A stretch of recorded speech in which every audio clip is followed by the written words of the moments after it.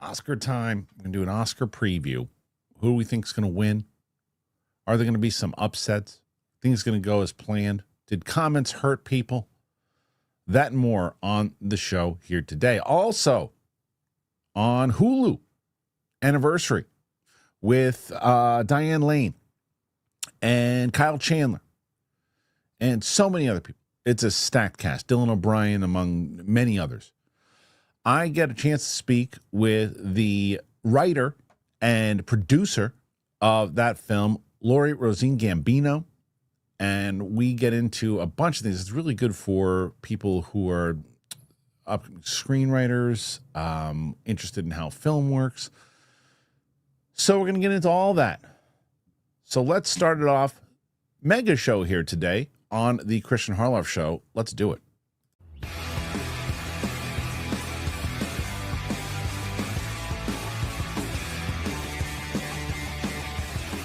Okay, so I always get excited when, well, first of all, I like to get excited when I talk about projects that I think people should see, but then I get even more excited when good people are making them.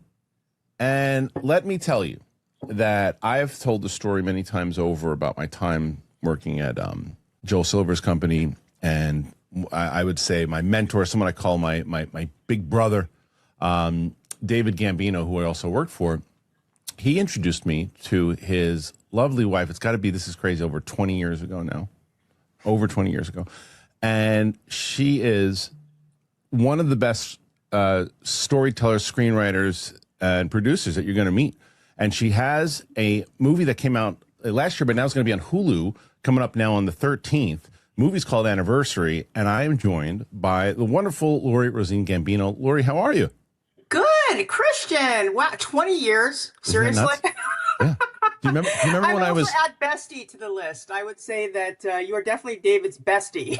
He's really. I don't know. That you're talking about somebody who should have went into stand-up comedy and sat there. He's one of the funniest humans ever. But like I said, I remember you guys were so nice to me when I first started at Silver. I didn't have anywhere to go for Thanksgiving, and you're like.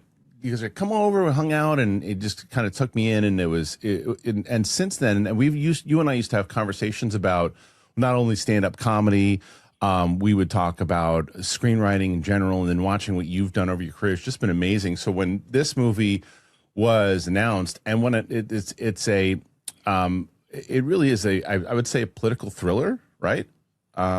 Yeah, absolutely. Yeah. It's a little deceiving. It portends to be sort of a thriller in general, but then it turns on its ear. So it really is powerful. I will say, especially as a parent, it's really powerful. Yeah. On so many different levels. So let's start with the basis of how you decided this is my next project. This is what I'm going to write.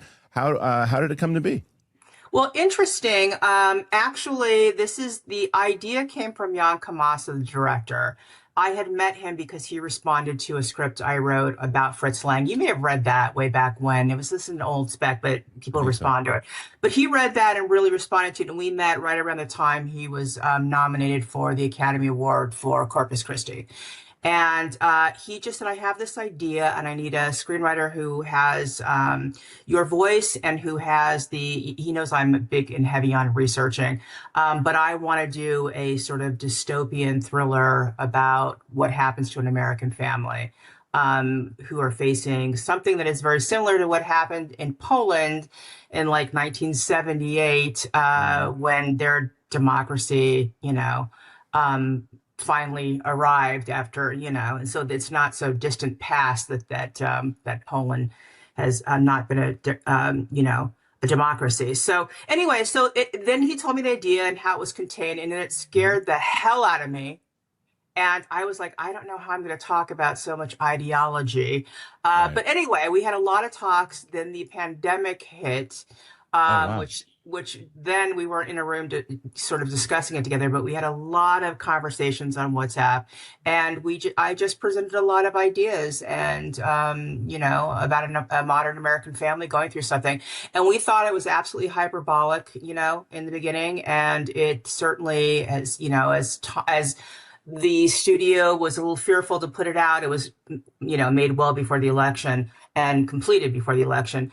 As time went on, it's become somewhat more prescient and scarier, actually. So that's sort of the evolution of it.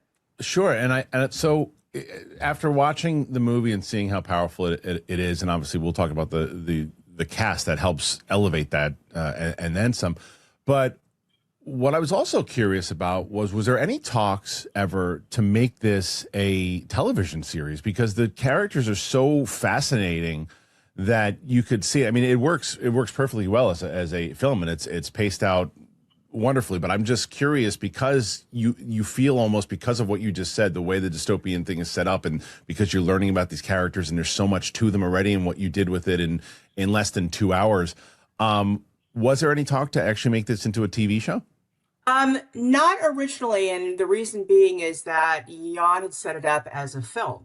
Okay. And to tell it over, the course of many years. In fact, originally his idea was over the course of 10 years. I'm just saying we can't, fit this in a film, and it's just, it's going to be like little scene sequences. This is, but we certainly had a lot of talks. He'd say to me, "Is this a play?" And I'd be, "Yes, it's a play."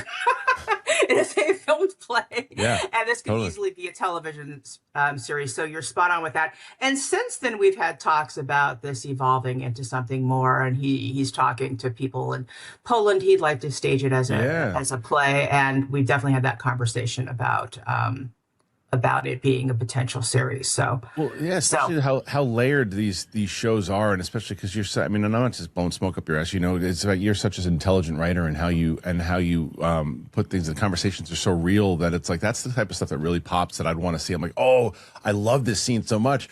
I wish I had an episode of this, and so they do. And I think that one of the things that elevates your writing, obviously, is the great performance by Diane Lane and Kyle Chandler, and there's so many great people. When you're going through this and you write the script, and you said, and this to show people, just hearing Lori talk about it, where this is before the pandemic, they started talking about it, and here we go. The movie came out last year, so this is the hurry up and wait business that everybody is in here. But you get it done, you complete it, you find out that it's going to be made into film, and then casting begins. When you're writing this, do you envision certain actors, actresses in these roles when you're writing them? You write the characters and then you go, who'd be perfect for it is? I didn't with this. I do a lot of the time when I'm writing, but I didn't for this. And I think it's because it was just so honestly difficult to write, because there's so many moving parts. There's an ensemble of characters. There's backstory. There's forward story. There's, things that haven't happened in this country that's supposed to land in the not so distant future. There's politics that you want to set up, but we also have rules to the story where we don't want to go into, splitting hairs over what side of the politics we're on. So there were so many mandates sort of for what we could do and not do that I didn't really have time to cast it, but I typically do that. But I will say, when Diane Lane came on, and she came on in the first draft, and she came on before I even knew what anyone thought of the script, to be honest with you. I was still waiting for a reaction from my producers. And it was like really not only affirming, obviously, but it was like I couldn't think of anyone else, and still can't, who could take on that part and that journey. And I just think she's so pitch perfect. And so, and she brought, by the way, she was really the matriarch of the film, and she brought all those great actors, and they, that's why she's an executive producer, earned credit. Yeah, she's remarkable to work with. I mean, she's been doing this since 13 or something. How old was she in that Coppola film? I know. Something like 12, 13 years old. Yeah. So, and she's just been such a staple in there. I mean, because it's not, as you know, it's not easy to stay on top and stay relevant in this business on that side of things. And she's done it and then some. And it doesn't make me surprised at all to hear you say, look, the first thing, like you said, you hear that Diane Lane likes it, and you're like, I don't need the producer's notes. Diane Lane likes it. So bring on, by the way, the idea that the whole business is going to shut down because the writers' strike, and literally there were no rewrites. Oh my goodness, right. So you've got, but she comes on board, and she comes on no brainer, executive producer, because she can then, because that's just, again, how the business works. She comes on board, and then you start just getting that avalanche of talent that comes with it. And what I will say, who I was not familiar with was the woman who plays Elizabeth Nettles, Phoebe Danvers. Is that correct? How I think it's Denevor. Denevor. Okay. Yeah. So I was not as familiar with her, and she is essentially for people who don't know yet about the movie. There's this family. They're very wealthy. They're very esteemed. Kyle Chandler is a restaurant owner, as where Diane Lane is a professor, and she is she's on the news all the time. She's very revered at this college, and so they're having an anniversary for their. It starts with the 25th year anniversary. Right. So when they're there, they're excited to see all their kids. And Dylan O'Brien brings home his new lady, and let me just say, shit goes down. Yes. And then some. But she was great, man, Phoebe. She was, she did. Isn't she stellar? She's she was so really good. Controlled and creepy. She's in a great film called Fair Game. Have you seen that? No, I don't think so. Is that the old school? Is it? No, it's not based on the Joel Silver film. That was a Joel Silver film, right? Wow. I pulled that out of my back pocket. That was like with Cindy Crawford. No, it's another. Oh, Fair Play. Film. Fair Play. Thank you. Okay, there you go. Fair Play. Yes. Fair Play. So she's great in that, and she was a star of Bridgerton, which I hadn't watched Bridgerton, so I didn't know too much about her. But man, I mean, talk about someone who's just chilly and frosty and poised, and and it's interesting because a lot of people really relate to her character and trying to get points across, and particularly politically with someone who knows their stuff like Diane's character does. But she's terrific. The fact that there was sort of at Thanksgiving a grenade kind of going back and forth from the table there against someone as formidable as Diane Lane. I mean, I think she really held her own, and she did an amazing job. So yeah, for sure. And I think, and one of the things I was going to tell you too, I won't. It's such a crucial part of like the end of it, so I won't give this away for people. But what I will say is there is a particular animal name that comes up, and I appreciated what you actually named him. and it worked for that character. I don't think I didn't pick up on it. I picked up on it immediately. You got that. Not a lot of people get that. Well, it's me.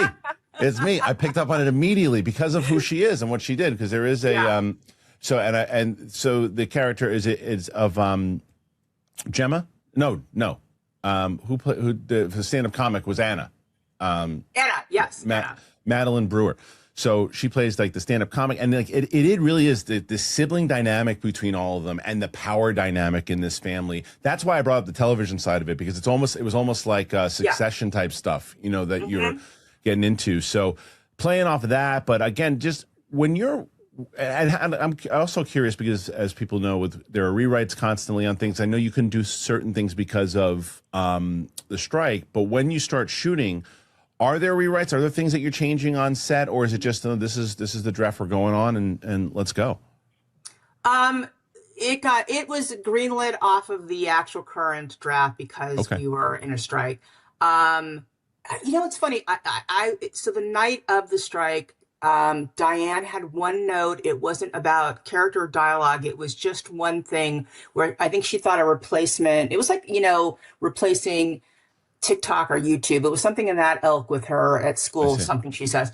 But she really didn't have any notes, which was an affirmative thing. I will say that I know that they tried to condense some stuff because this is quite, episodic in some ways on set. And I know that the actors went back to the original dialogue. And I thought that's kind of great, because I think it works, fairly well. And it's the kind of film that it has to kind of live or die on its dialogue, but because it's a contained film within a household. But I had an original ending that I had all the same stuff that you see in the film in the ending. That's all there. But I had another kind of, scene at the end of that is a little bit more like, a bit more poetic, where, something happens with one of the characters in the Potomac, and we see her kind of, coming up and floating past, Washington. And to me, that opens the film up to now we're seeing this is DC, the proximity, and so I thought that was like my, and there were, I really kind of loved it, and I wanted it to also symbolize what sort of way the country's going to go, you know, Mm-hmm. with that Mm-hmm. shot. And so I don't think we had the money to do it. I see. So unfortunately, but I did miss that scene. But there was one scene that was cut for time, and there were a couple of things that rejiggered. The opening scene with Phoebe talking in the mirror wasn't the opening scene, but Oh, they okay. needed to find something a little to get into it in a different way. And I actually came up with cutting it and putting it there for I them, that love that idea of scene. doing it. I Yeah, love that yeah. scene. And she's Yeah. great in that, you It know. just shows how calculated she is. Like Yeah. immediately. Yeah. And that scene originally for me was it was with her. She's coming in with Josh on on a train from New Mm, York to, you mm. know, to the home, and she's in a bathroom, and it's like a contained cell, because I saw this as cells attacking cells. I thought of it very much like virology, and that's why the Yep. young daughter is, you know, a budding virologist. But yeah, so we swapped some things, you know, but we didn't get into rebates. I actually wish, you know, knowing our budget and what we can achieve and things, that I actually could have gotten in there a little bit more. It was really, you know, unfortunate timing wise for me. So, Right. and then we had an actor strike, and that was ridiculous. But, you know, we had that clause, I forgot what it's called, where we could Yeah. actually shoot during it. Okay. So Yeah. Right. that's what Right. Because happened. it's smaller films. Well, yeah. Well, it worked out. You could see the dynamic with them too. Because even the beginning, I think it's in the trailer, but it was she. Yeah, it is. She, but basically, along the lines of what Diane Lane says, like you don't know my family, and Right.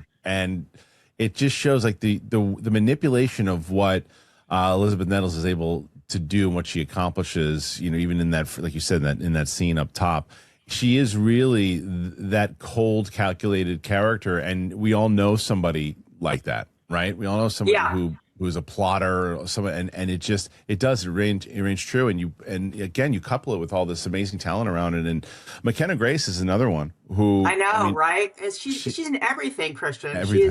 She's just, and by the way, she also sings. She's got a beautiful voice. Wow. So she's like multi-talented. She's a lyricist, all this stuff. I mean, she actually does roller skate. You know, that came from the fact that she actually roller skates. Okay. So yeah, she can do it all. She's great. My daughter's a big fan of hers as well. But when there's a scene with her like, that is really powerful, and again, as a parent, it was very hard to watch, but obviously crucial to the overall, just the dynamic of what this whole thing is. And then you've got there's another scene in the car between Zoe Deutsch and Daryl McCormick, and that scene was another one. You're ripping my heart out with a lot of this stuff. And I think, but that's kind of the point of it too, is you're building where it's almost like a facade in the beginning, and Yeah. it's just like this chip. It's like, how strong can it really be, and depending on how damaging the tool is, it's trying to crack it down.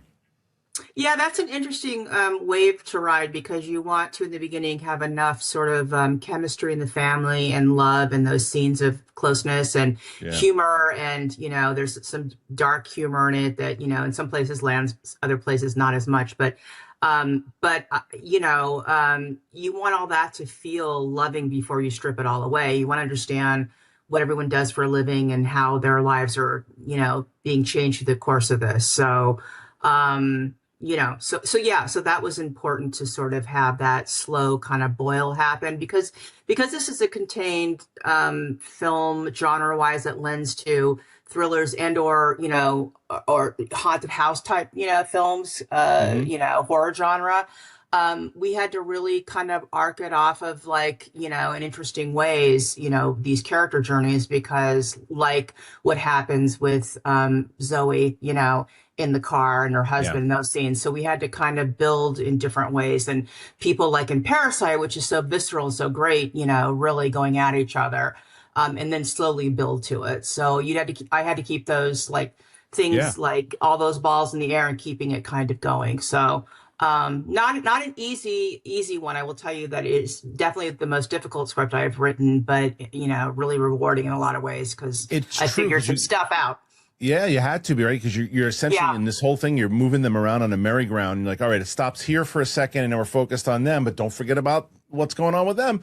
And you've got to maneuver that around. I think it's placed in very well, even in the stuff very briefly where you see Kyle Chandler's character of Paul, where he's in the restaurant. You're like, okay, you know right away what it is, and there's like these. You keep getting you don't give us enough time to forget that he's in the restaurant business. You make sure that it's like, because you could if you waited too long, but you don't. It's like you hit it at the time. Oh yeah, right, and that's how relevant that is. That's what's going on with him, and then Diane Lane, like Ellen, doing what she's doing, and how because she is, as you said, the main one that is taking us through this entire thing to see her perspective of what she thinks is this reality, her fear of what could happen, and then ultimately watching these things just kind of come to fruition.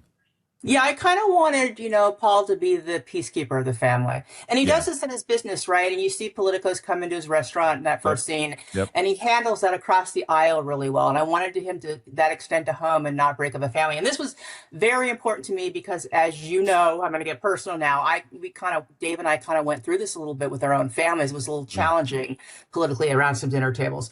And so it's a hard thing to maneuver sometimes. And so I wanted him to be that guy.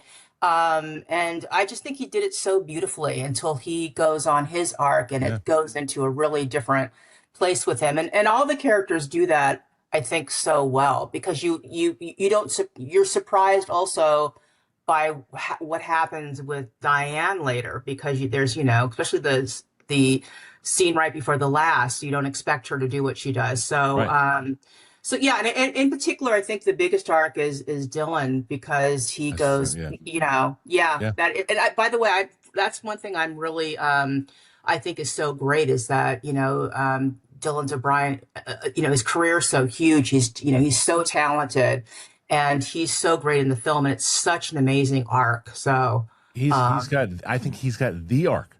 Yeah, he does. I think he's got the arc because it's like this transformation of just, you see the pain and the fear and the insecurities of who he is, what he is with his family, the ranking he has in his family, how obviously that burdens him, the thing that he's done in his past, the failures that he's had. And then it's almost like the easy road or the hard road, and not everybody takes the hard road, and so they're very accomplished family members, and so it makes him feel, people are, I'm actually one of them. I'm obviously, like, I got first film right now, like I'm the person who's, who had kind of a slower, creeping in of a career, in this particular business. And so, I really relate to that. And I think a lot of people that can really turn monstrous are made that way. You know what I mean? There's this sort of resentment brewing underneath it. And it's about accomplishment. It's about pride, ego, and then having the power and using it, in which direction. So I thought he did a really great job really at that. Good. Yeah. He's really solid. I know. His career's on fire. I mean, he's doing so many great things. So I haven't seen his new film. I really want to see it though. Which one? The one with Rachel. It was the Sam Raimi one. No, I missed it as well, and when it comes out, I'm gonna watch it on the channel. But yeah, apparently people really dig it, and I don't know if I've ever seen a performance of his that I don't like. I remember when we were doing the Schmoes reviews, and we had to go see Maze Runner. I'm like, I don't want to see that, and I came out of it going, that was good, and he really. I also like what oh my God, I'm losing the director. Oh my God. Jan Kamasa.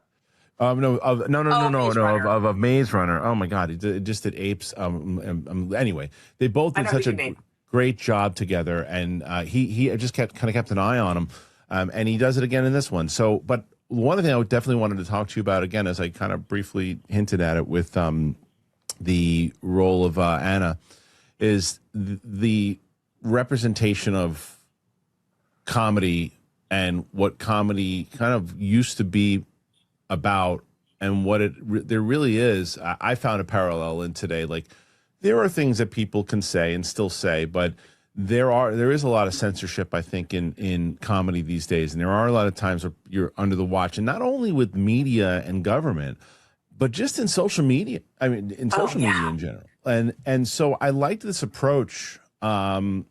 Off of what you did here with the comedian. And so tell me why she was based off the great comedian Kristian Harloff. Exactly. Because you're the only comedian I know, first of Perfect. Perfect. What's interesting about that character is I actually wrote some comedy for her. I wanted her to land into what happens there, and we didn't use that bit of it, but I really Okay. wanted to see a real comic on stage. So I actually wrote some stuff, and I actually love writing humor. I typically write dark humor anyway.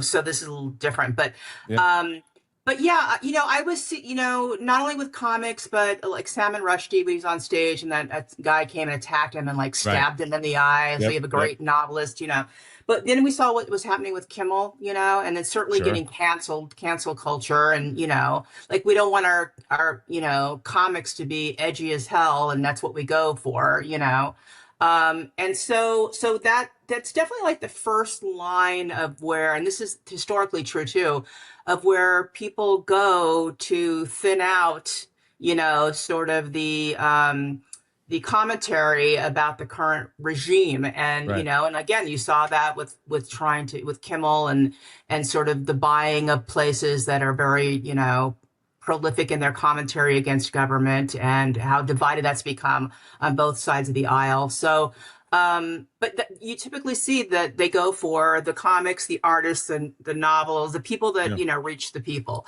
And through, it was really fun to write a comic because I totally believe that, this was happening to inside her own family and that she was taking it to the stage and then she was stirring it up, Yeah. Which the really good ones do. Yeah, So and by the way, it's this just, is going on in certain countries where there have been comics that have been completely attacked on stage, and there was one killed. I'm trying to yeah, think of what, so this is, yeah, absolutely. And you probably know more 100%. about that than I do, but I see it all as you see it all the time. It's just because it's just the way that in general that I'm just a big advocate. I think social media is the downfall of Western civilization in and general. In general. Yeah, it really is. Just because oh, like, it is. and I always Yeah. say like the best part about social media is that everyone has an opinion. The worst part about it is that everyone has an opinion. I think the And film of our lifetime is The Social Network. I mean, that is 100%. just, Right. alienated from a girl, you know what I mean? And you can't capture a girl, and look what it's done. I Yeah. mean, you literally, this is a disenfranchised person can just bring it all down, if And, they have and that's what enough I loved thinking about this power. movie. That's what I loved Yeah, about this movie is that yeah. just it's Thank like you. an idea, and if you can, and it also shows in the side of it, like doesn't matter for the positive or the negative, if you have an idea and you really go after that idea and believe in that idea, it's amazing and terrifying at the same time of what you can make happen. It's just like it's that age old thing of anything can be used for good. It just depends on who gets their hands on it. And I think that's ultimately what happens here. And the money behind it. So you're, Yeah. see, how Yep. does Elon become Elon without, first of all, having that, huge brain, but also the powers behind it. You know what I mean? That, Sure. grows him into being a mega, billionaire and at the forefront of everything. Yeah. It's funny. I'll tell you a quick little story. I pitched Yeah. something that people liked, and it was for a streamer, and the streamer is somehow involved in some current work that Elon's doing, and they were like, "We love this idea, but we can't do it. We're sort of forbidden." I won't say what the streamer is, but Wow. it's because they're in business with Elon, and it's like, oh, Right. okay, wow, we're there, Right. okay, Yeah. And that's it's crazy how that it makes a lot of sense. But yeah. so before I let you go, also what's cooking right now? What do you got? Anything you can talk about? Well, ever since film school, Christian, Dave and I have tried to sort of align together, and Yeah. um, and his career really took off in different directions, and we've all kind of it's interesting all of our revolution knowing each other from way back when, Hmm. because we're all working in this business in sort of interesting creative ways. But anyway, so we are back at the hub working together again, and we've found a way to make it work. And we call our company Tandem Kayak because literally we, in order to be in a tandem kayak, you both have to be sort of going in the Right. same Yeah. direction. I love it. Yeah. Two visions, one journey, you know what I mean? One sort of goal. So we're doing that, and we just set up Dave found a really nice book that I really responded to. I wrote a pilot for it on spec. Okay. We just set it up with SK Global, Sidney Kimmel's company. Great. We have a really big actor. I don't think I can name him yet. I'll tell you offline, but Okay. who is, I think, the actor of right now. I think he's amazing. And so he's Okay. attached to it. And so I just wrote out a pitch for the streamers. Does he like opera? Does he like opera? Do you know? I don't know if you know. I'm using. I was using. I don't think so. I don't know if you know. Yeah, I do know. It took a minute. He's not that big. He's bigger in the television world. Oh, got it. Got it. Okay. I'm going to throw out Task really quick. You didn't hear that from me. Okay. Oh, shoot. Okay. Yeah, I love this guy. But anyway, Me too. And he's perfect for it. But anyway, I'm just telling your listeners. This is sure. Sad line. That's great. Anyway, so we are doing that together, and then I got a crazy opportunity, to write and direct a film that came from Anniversary. It's the craziest thing. I don't know how this happened, but I am right now developing it, and it's the opportunity of a lifetime, and it's insane that I should be retiring. I'm at retirement age, and then my career's finally opened up. Isn't that's how good? Listen, I get it. I'm doing a thing right now. I have I'll obviously call you and talk to you guys about it, but I have a pilot that I'm going to be doing myself, and it's like, it's something that I wanted to do for a long time, and it was like, and it just feels like maybe, look, the time is the time, you know, and right now it's certainly time for you, and the movie, people should be watching it. It comes out again. It's on Hulu. It is on the 13th. It will be out, so make sure you check that out. And it's this Friday, by the way. It's this Friday. Yeah, this Friday the 13th. Yeah. So make sure you go and you check that out on Hulu. And then and that was the other thing, is what Lori gave me a wonderful opportunity, something I never even thought a million years I'd be able to do. We did a table read for one of her things, and I don't know how I was able to. I did Peter Lorre. That is the script, by the way. See how long I had that script? Like, that was on the blacklist in 2008. That is the script that got the attention of my director, Jan Kamasa, and how Anniversary started. Isn't that funny? Yes. You were great in the part, though. I would have to cast you now in that part. I don't think you would beat that. I don't know. I think that was a one-time. I think I got lucky. I don't know if I could ever do that again. You could do it again. Trust me. It was amazing. It was a lot of fun.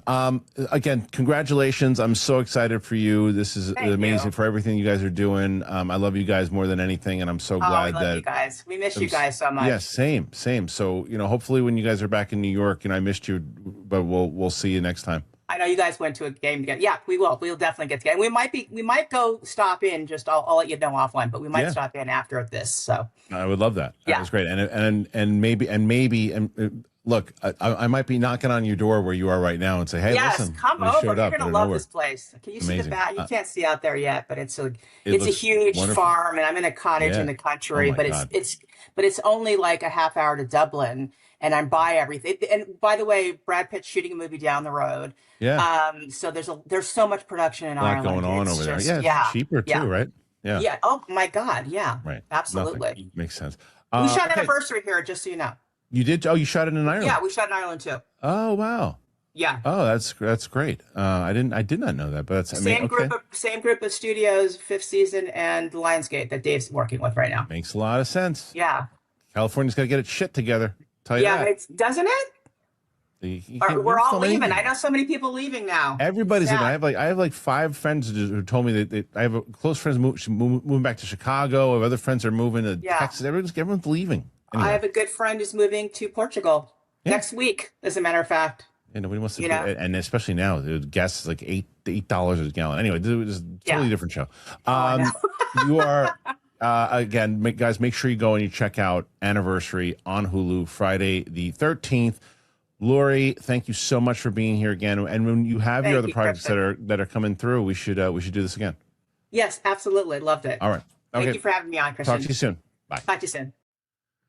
All right. It is that time again. Oscar season is right around the corner. Hell, we're talking about it on the show today. So the 2026 Oscars. They are this Sunday, and if you've watched this channel for any amount of time, you know me. I make predictions. I love making predictions. That's what I do. I like to debate them. I like to tell people we're going to get steak dinners over. That's what I do. But this year, I'm going to actually put my predictions to work using something pretty cool, which I'll tell you guys about. It's called Kalshi. Now, Kalshi is the world's largest prediction market and the only place where you can legally trade on real world events like the Oscars in 50 states. So it's a CFTC regulated financial exchange that works a lot like a stock market. Now, instead of placing a traditional bet, you're buying yes or no contracts on whether something will happen.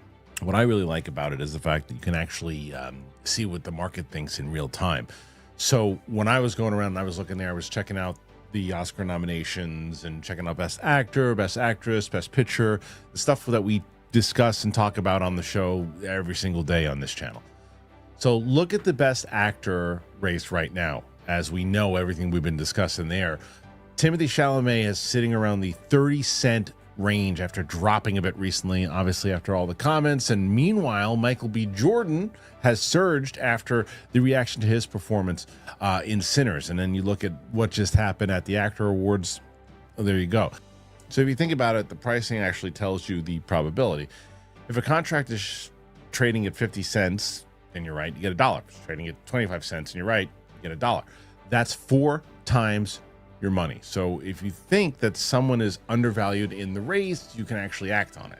So I'll tell you, I really think looking at this stuff, regardless of the conversation of what comments that were made, if you look at probabilities and other things, you really could look to Michael B. Jordan here right now, because the performance in Sinners obviously was so amazing. The fact of what he was able to do with both performances, the energy around it, the market's catching up to that. And it's not just Best Actor. Who knows where some of these other ones go? Best Picture could be all over the place. Maybe it's One Battle. Maybe it's Hamnet. I don't know. It's honestly fascinating to see how the odds move as the awards season narratives really as they change. If you think that you know movies and you think you know the award season, this is really a fun way to test it. So you can check all the Oscar markets at Kalshi.com/Oscars. If you use the code Kristian Harloff, you'll get a $10 bonus when you trade your first $10. So go take a look. See where all the odds are right now, and let me know. Who do you think is actually going to take home the statues this year? Because if you're confident, you might want your prediction to work. All right, now let's go back to talking about the Oscars with me, Chris, and Winston. Let's do it. That's me. I'm right there. I'm in the bottom, though. Not anymore. Here I am. Welcome back, everybody. Thank you again to Lori Rosene-Gambino. I love talking to her. She's just the absolute best. Please go check out Anniversary. It's on Hulu right now. So let's get to this Oscar prediction show. Joining me each and every Friday, Chris Carr is here. Hello, Chris. Hello. And of course, Winston A. Marshall. There he is. See, there we all are. And now we're all here. Look at that. Perfect. Beautiful. And I got a bunch of trash on the desk, apple cords, just everything's classing it up. Good for the Oscars. Just great. How cool is that site where you can look at those odds and stuff and find out what the hell's going on? I was literally signing up as you were talking about it. Yeah. Winston, your mic's a little off. It's low. Okay. Or that was loud. No, it's loud. I don't know if it's. Oh, it's loud. Is that there better? You go. Better. Yeah. Okay. Much. So we do. I did.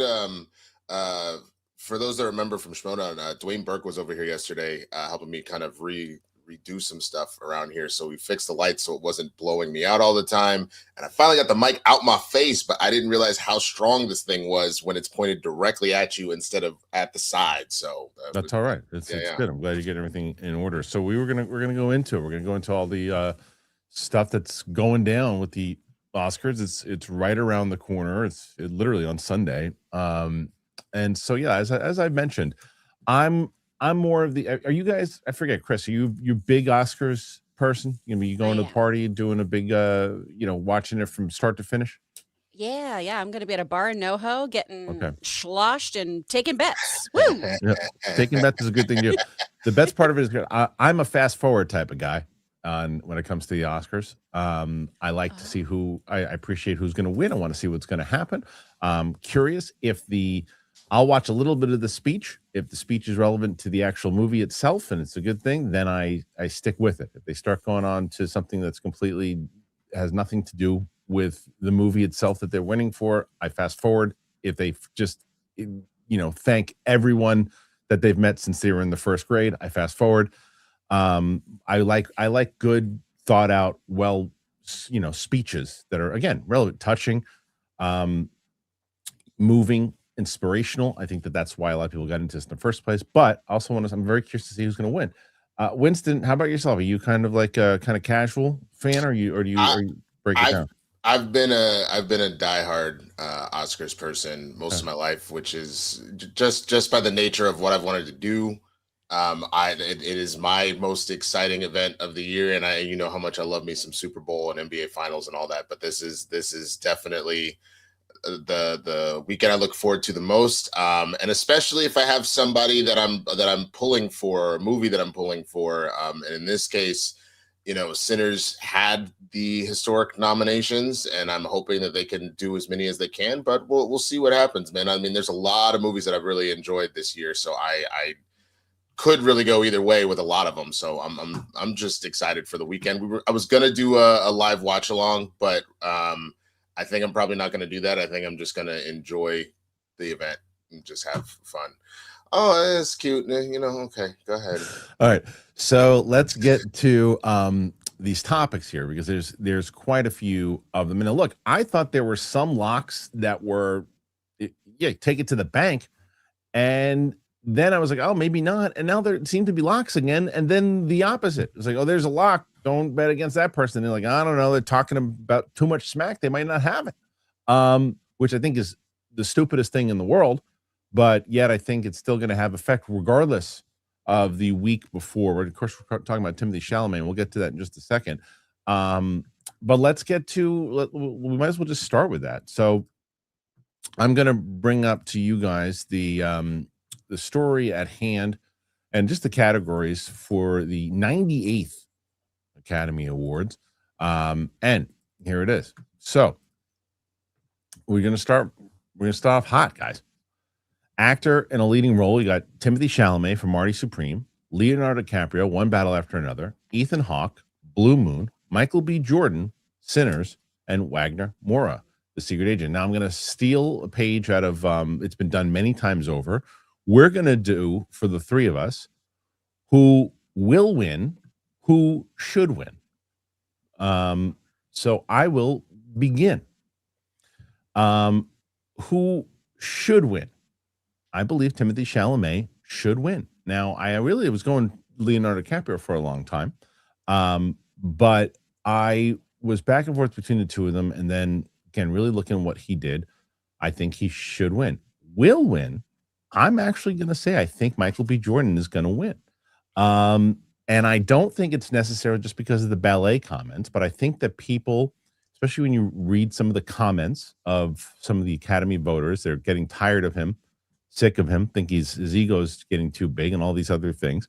I think it's a sham that's something that should happen. I also think it takes away from how brilliant of a performance Michael B. Jordan actually had, because if he wins, people are going to go, oh, well, Timothée Chalamet didn't get it because, and I think that's unfair to Michael B. Jordan, because Michael B. Jordan was brilliant in that movie, and this scandal or his comments didn't happen, and Michael B. Jordan would have won. I'd be like, makes sense, because he was that damn good. Mm-hmm. But I think that, like I said, I think Chalamet should win. I think Michael B. Jordan wins. Winston, what do you think? I think both Michael B. Jordan will and should. I think I was honestly at a 1A, 1B split between Michael B. Jordan and Timothée Chalamet when this started. I had Chalamet as the 1A at first. But as I got, because the thing about the Oscars, and really all of these awards to that point, it should start with the performance above all else. That should be the number one thing that happens. But then after that, there is campaigning that goes on. And so in that regard, it wasn't just Timmy rubbing people the wrong way. And it wasn't just like the ballet and opera comments. Like, he apparently was going to these award ceremonies still in character as Marty Supreme, and that pissed a lot of people off because it was like, bro, stop it. Like stop, Right. stop. And to that point, like that's the thing. You got to understand the people that are voting and how that whole thing works. I hate it, but you're right. I hate it though. So stupid. But I also think that, like, to be honest with you, Marty isn't the type of character that's the type of thing that anybody would want to see. In the same way that Jared Leto pissed people off playing the Joker, giving people dead rats. It's like, dude, nobody wants. I know, but you're talking about two different things. Though. You're talking about, yes, annoying people, dumb move, especially when you're campaigning. 1,000%. But we're talking about, as far as deserving goes, what is it really about? Is it about performance, or is it about how you talk about it? Like, there are a lot of assholes that have won before social media and before a lot of things. There are a lot of people that were not good people, but their performances were great and they won. I agree. I think that's where my other half of the coin that kind of determines this makes sense to me. Again, I thought those performances being 1A, 1B, they were so close. Mm-hmm. I think the other part of it is, as the campaign has gone on for Sinners as well, things started coming out about the stuff Michael B. Jordan was doing, like the fact that he intentionally got different size shoes for Smoke and Stack, the fact that he was actually able to control his facial expressions to have Stack have dimples, but Smoke to not have dimples, which is not something that I thought you could do. I thought that was a genetic thing. I didn't know that you could have that kind of facial control to do stuff like that. When you start adding that stuff in, they actually flipped for me the 1A, 1B, from Michael B. Jordan being the 1B to the 1A, mainly for stuff like that. When I found out about what was going into the performance, the political side of it, of Timmy pissing people off, just kind of was the little added bonus of stuff that was going on there. So for me, I think Michael B. Jordan has got it. And that's who I think should get it at this particular point. So Chris, who wins? Who should win? I think it should be Michael B. Jordan. Absolutely. Okay. I don't enjoy Marty Supreme. Okay. First of all, that's my hot take. And the performance or the movie? Both. Okay. Wow. Okay. Which he's on in almost every single frame of that movie. Of course, it's it's his movie, and it just doesn't work for me. And if you guys like it, if anyone in the audience likes it, I love that for you. And I don't want to take away from him being a good actor. I am somebody who's never been a big Timothée Chalamet stan. I think sometimes he's really fantastic. There are other times where I just kind of go, yeah, he was in that. And I don't see the I really like him in a lot of these things. And that's totally fair. Most people do. Yeah. I just sometimes think that he's a little overblown for my personal taste and what I like to see in an acting role. But I just think Michael B. Jordan delivers such an incredible performance, and not just one performance, two performances, like Winston was just talking about. That lovely little dimple moment. That's incredible. Just being able to do that with your face. I just feel like that is the stronger acting role for me. And the comments that Timothy made should not be measured here, but you do have to remember there is campaigning that goes around 100%. That's why we're learning all this stuff about Michael B. Jordan's performance, because Sinners was, I mean, for Oscar campaigning, it was a while ago. You got to refresh everyone's minds about why this performance was so incredible, how they were so wonderful. And the Marty Supreme marketing and Timothy's kind of marketing around this time has been more about wearing orange and celebrity kind of promos and things like that. We haven't really talked a lot about his process aside from that town hall, and so many other things came up in that town hall that really, I think, took away from the Marty Supreme kind of story and what he was trying to achieve there. So I think Michael B. Jordan is the front runner for me and the one who really deserves it too. Otherwise, I would honestly go Ethan Hawke. They know like almost no one saw Blue Moon, but he's really great. He is really good, and the movie just annoyed the shit out of me. But it was just a play. It was just a play. But he was great. He was great. He's so good. He was really good. Like I said, Leonardo DiCaprio to me was the performance that I thought was so incredible. But when I started thinking about it too, when you put Michael B. Jordan next to Timothée Chalamet, they're so outside of kind of their zones, right? And maybe people say, well, is Timothée Chalamet really outside of his zone now? And I'm not buying into the narrative of the douche. I think that I think he talks too much. I think he talks in a way like, look, every single person, I don't care who you are, have had conversations that you wouldn't say on camera. You wouldn't. I don't know what the conversations were, but there's conversations that you have that you wouldn't say. That you felt comfortable. You're talking to your friends. You're saying something. I wouldn't want to hurt someone's feelings. I probably wouldn't say that if they were around or they're, especially if I'm on camera. And he's having those conversations on camera, right? Whether it's accurate or not about the ballet, which I don't think it is at all. I think it's actually was a very ignorant and silly comment. However, that was his thoughts and what he was saying to his friend. It just happened to be he's under a huge microscope right now. And as you say, Chris, he's campaigning, and it was dumb to do at that time. And he knew it when he said it. He's like, oh, it probably, and he doubled down on it when he said it he's too. Also and he's been like, saying it for years. Yeah. In so many interviews, because people are finding the receipts now of for years he's just brought up like, well, I didn't know if I wanted to do acting in film because is it a dying art like opera? And it's just like, buddy, find a different track.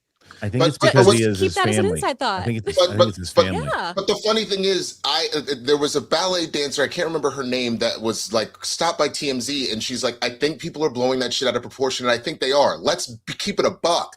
Who is actually going to ballet and opera in the sense that, yes, it is a beautiful art form, but it is not holding the weight that it used to. So the funny thing is, the more people get upset about that in particular, I understand the voters that are comparison. Like, how dare you? But, I know, you're right, Winston. His comparison between what he was trying to relate it to, and we talk about this on the show all of the time, is how movie theaters are not in the place that they were 10 or 15 years ago. And it's essentially what he was saying is that he doesn't want it to go that same route.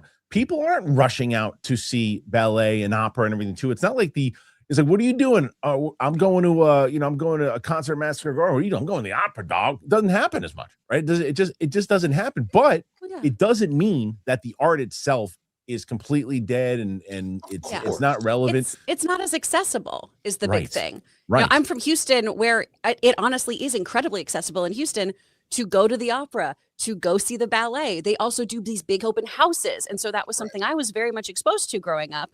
But it also is an incredible privilege to be able to go to most of those things because they are much more expensive than a movie. So you can relate it in that way. I hope that we don't become such high art that we're not accessible to audiences, but I also don't want us to be something commodified that you watch on your phone.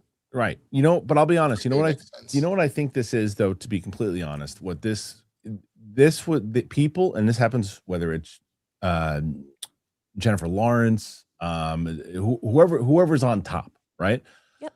People are waiting for you to do something where they can knock you off the pedestal. And I'm not telling you the guy's not really in love. I believe he is, but he's walking around with a Kardashian. That alone. Was the thing I was going to say. Yeah, he's catching so much heat for that for no reason. For no reason. I don't. Wait. So hold on one second. Let me just finish the point, and then I want to hear. But like he's walking around with the Kardashians. He's saying things people don't like. There's this safety, drama that's going on. So they're just waiting, and because they feel like, he had that speech not too long ago where he said, I want to be one of the greatest. So people, especially in a business full of egos, are waiting for the kid to slip up, and any little thing that he does, it was the ballet comment, F him.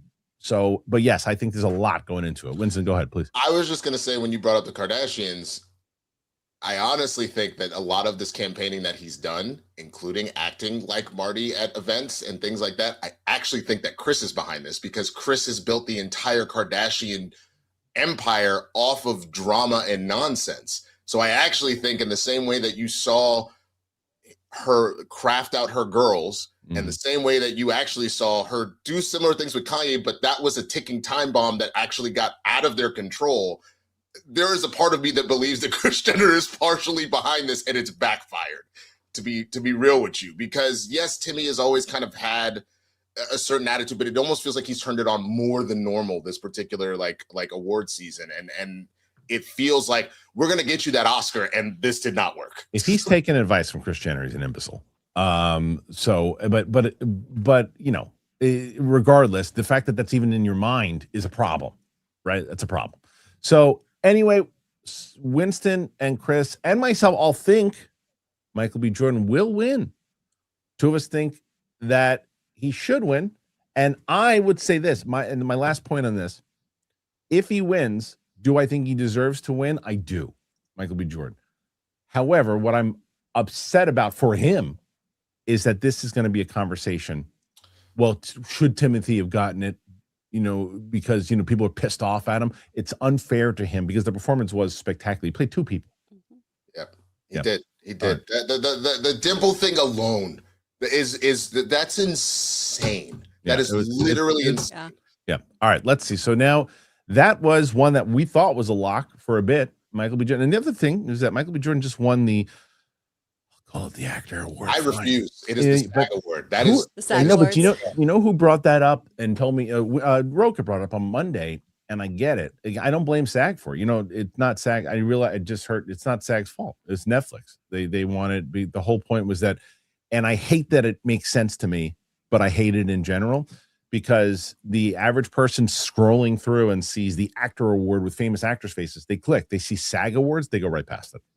And I hate it because it pisses on tradition, but I'm with you. So dumb. It sounds so stupid. Like if you know what you want to do, you should have done it the way that the actual Academy Awards work anyway. They're the Oscars / Academy Awards. You should have kept it. The SAG award is what you win, but you can call the event the Actor Awards if you want, presented by SAG. I don't care, but it sounds more prestigious, and in that turn, more douchey to call it. Oh, I won an Actor Award. Like it sounds like an Arrested Development bit. I'm 100% with you. I think it sounds stupid, but I get it. Actors are so anti-sagging. At the very least, we'd call it the Snatch Awards. We can't have any of this. Mike Kalinowski would be there. Mike Kalinowski would be there. You're covering it. All right, let's get to the next category. There's tons of them. This is the one. I don't know what to say anymore about this. I don't know what to say anymore. Nominees for actor in supporting role. The nominees are Benicio del Toro, One Battle After Another; Jacob Elordi, Frankenstein; Delroy Lindo, Sinners; Sean Penn, One Battle After Another; Stellan Skarsgård, Sentimental Value. Now this has been all over the place. Elordi has one. Lindo has one. I think Sean Penn won. I might have won the actor award. Stellan Skarsgård has one. I mean, everybody's winning.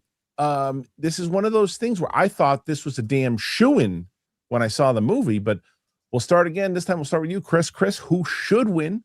Who will win? I'm so sorry, guys. Every time you go to the other shot, my sound drops out, and I don't know why. So I'm trying to figure this out. I'll run to Winston first. Winston, so who will win? Who should win? This one is hard. This one is really, really hard. Who should win? I love Delroy Lindo with all of my heart. I thought his performance in Sinners was absolutely fantastic, but it should be Sean Penn. I think Sean Penn was in that category of villain that is infuriating, terrifying, hysterical. It was all over the place, but I was locked into how much I hated that character. And to be honest with you, the reason why Leo never truly crossed my mind was kind of a similar way that, like, when we went, even though Margot Robbie wasn't nominated, but when we watched Barbie, I never put Margot Robbie in my mind because Ryan Gosling stole the show. That's what I feel about One Battle After Another. There's so many good acting jobs in that movie, but Sean Penn is so far and away in a different category from everybody else. I kind of didn't really see anybody except for maybe Chase Infinity, which I don't think she was nominated. No, which is the stupidest thing ever because I think that the studio and their team did her a disservice. I think that by putting her up for Best Actress, they eliminated her from nomination. She not only should have been nominated for Best Supporting, she had a chance to win it. I agree. She had a chance to win it. She was fantastic. She should have been nominated for that. So should Sean Penn? Will I think maybe Delroy? But I'm not. But it wouldn't be something that wouldn't have been earned as far as both. He was fantastic, and if you are looking at it in terms of like the career, unfortunately, they still do this career award thing. It's one of those things where Delroy has been fantastic and has more than earned it in a number of different movies. So, and at least he is also delivering an A+ performance to also get it here. You know what I mean? Sure. And look, there's a lot of different times that happens that people get rewarded down the line. I'm with you on both this though. Chris, thumbs up on your sound. Okay, Chris is back on our sound. Yeah, we got her back on our sound. Hold on a second. Okay, so this is one of those things where I agree with you, Winston, that this is not only is this a will win, should win, and will win. I'm getting an echo now. Let me see if it's on Chris. Will win. It was on Chris's. I'll mute it for now. No. All right. Why don't you go out and come back in? See if that works. All right. So will win, should win. I think out of all of these, this to me, this was after I saw the movies and the nominations, like this is the one you take to the bank. No one's going to compete with him. He's going to win. There's no. This is another thing where I think that the same thing we're talking with Chalamet. I think people get annoyed with Sean Penn, and I think because of that, people vote against him. It's stupid. It's the same thing. That's like, what are we voting for? We voting performance. I'll be honest. Out of all of these performances, and the other thing is because Benicio del Toro was so good in that movie, I think he splits the vote. Is one of those things too. But I would say, and Jacob Elordi, Frankenstein, incredible. So I will say that the ones outside box the most, and I think Delroy Lindo is great. I've seen him play characters similar. I've seen him do the thing where he's phenomenal in Sinners. I've seen him do similar things. Stellan Skarsgård, who's been winning a lot of shit. I see him do this type of role a million times, or at least the same types of his performance. It seems like it's Delroy. It seems like it's Stellan. Sean Penn, Jacob Elordi, Benicio del Toro. Benicio, that's the only one I disagree. I put Benicio, him in the category. I'll give you that. I'll give you that. Benicio maybe is a little bit more so in the. I've seen him play kind of the laid back guy. So fine, we'll put Benicio in there too. So to me, Sean Penn and Jacob Elordi are unrecognizable. I was watching with Ming. He didn't even know it was Sean Penn until 45 minutes into the movie. So he did the Lex Tressman. I didn't know it was Tom Cruise until it said Tom Cruise at the end of the movie. Yeah. So let's see if we got her. We got you? Am I screwing everything up? No, you sound good. No, you sound good. You sound good now. You sound good. Okay. I tried a different browser today and it's screwing me over. No, you're good. You're good. You're good. So okay. I think that it would be honestly a jip to 100%. If he doesn't win this, I think it would be an absolute travesty. I think that this is one of his best performances of his career, and I think he should win. Chris, who should win? Who will win? Which category are we on? I'm so sorry. Best supporting actor. Supporting actor? Ooh. I mean, so I'll read them again. It's Benicio del Toro, One Battle After Another, Jacob Elordi, Frankenstein, Delroy Lindo, Sinners, Sean Penn, One Battle After Another, Stellan Skarsgård. They've all been winning. Sean Penn is the favorite right now. Yeah. Well, and I think it'd probably go to him. He's excellent in that film. He's wonderful in that. I finally got to watch that movie late last night, and it's okay. Yeah, I understand now the hype around it and everything.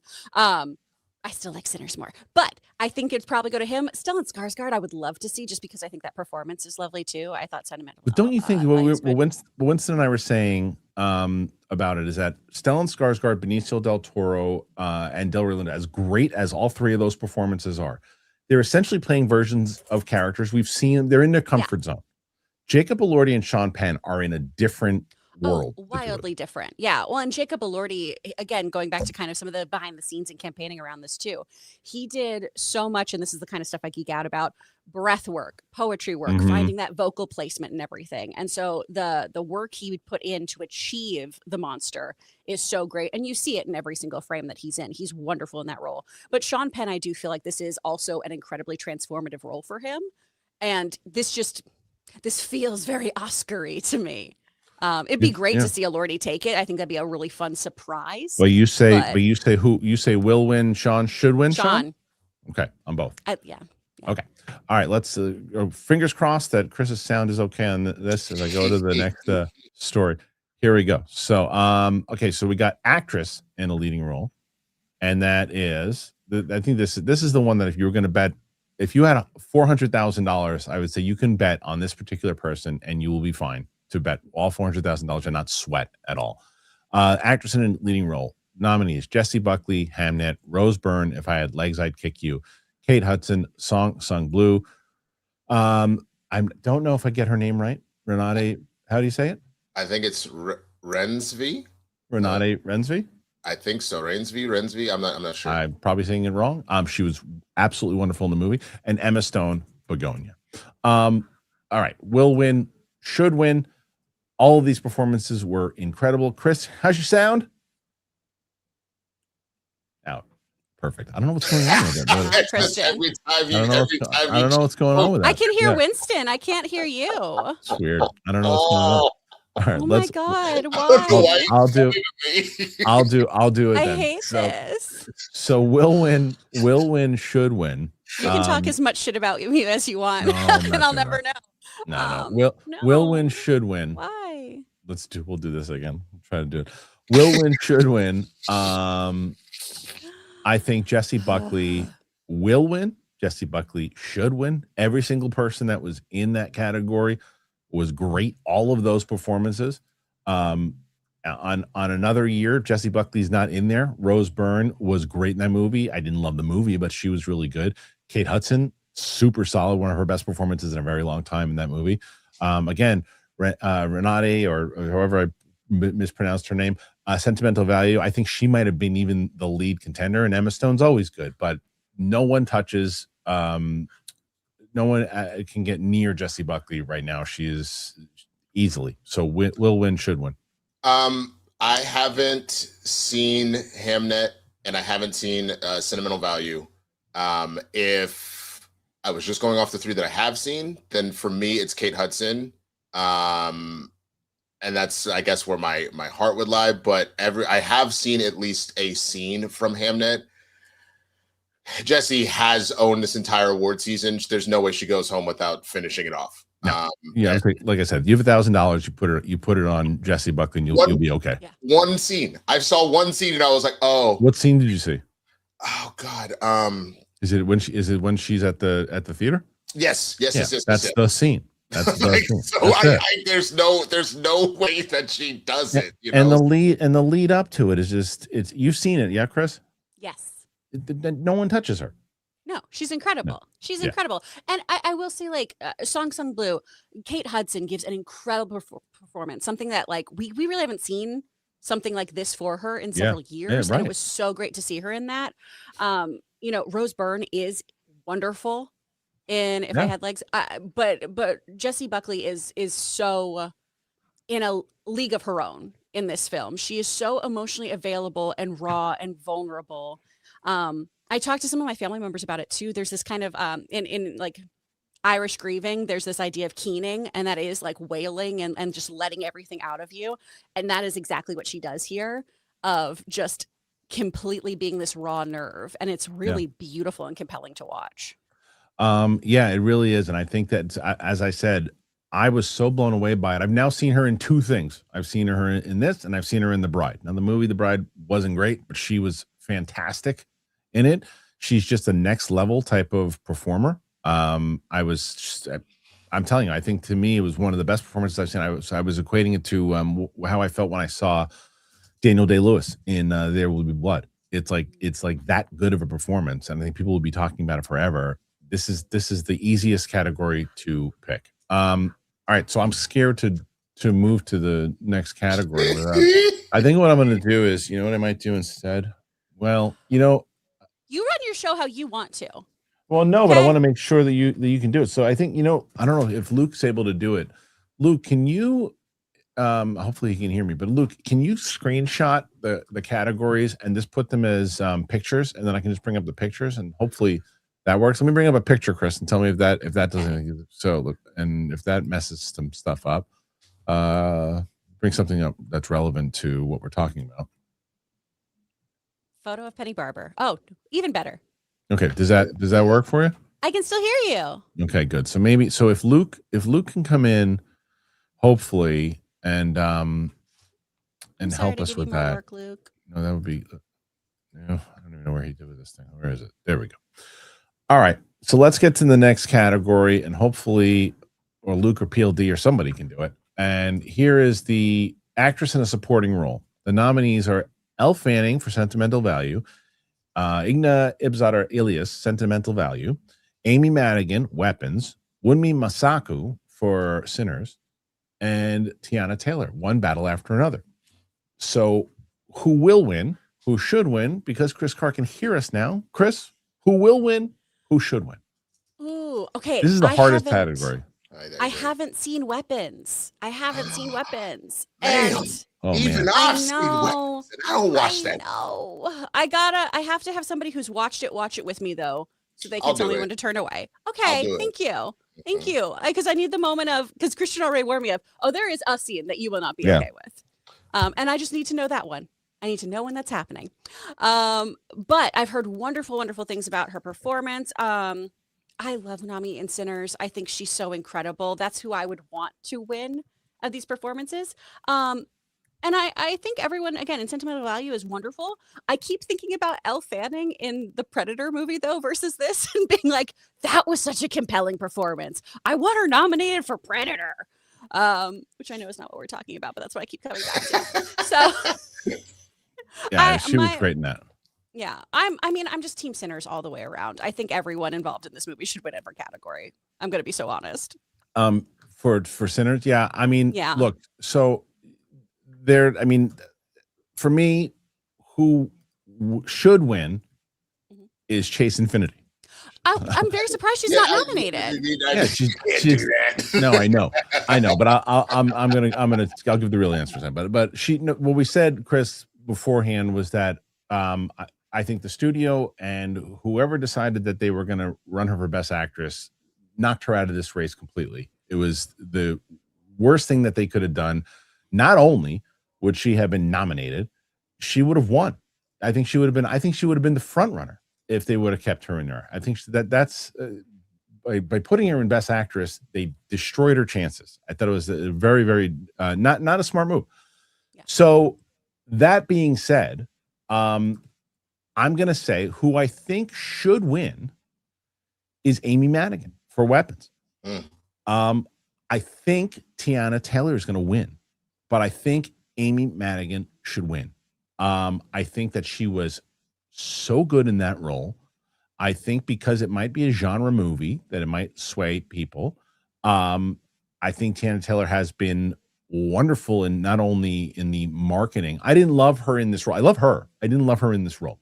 But she has been wonderful in the campaigning. She has been winning people over and has just been, winning people over with her personality.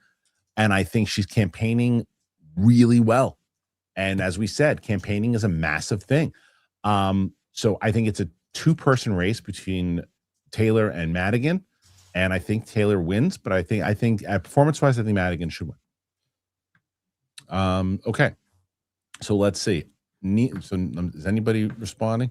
I'm here. You didn't say my name. No. I'm talking about our producers. Yeah. Winston, who did you think was going to get supporting? I mean, I agree with him. If Chase had been put up, I think that she actually runs away with this. But I think as far as who will pull this one out, I'm gonna say Amy. I'm gonna say Wunmi. I loved both of their performances, but I think Amy falls in the same category as Sean Penn. There was something so incredibly eerie, so out of left field, so just putting you on your toes. It doesn't take away from what the other actresses have done in this category, but I think she is genuinely in a league of her own in the same way that you were talking about Jessie Buckley. I just think she was that disturbing.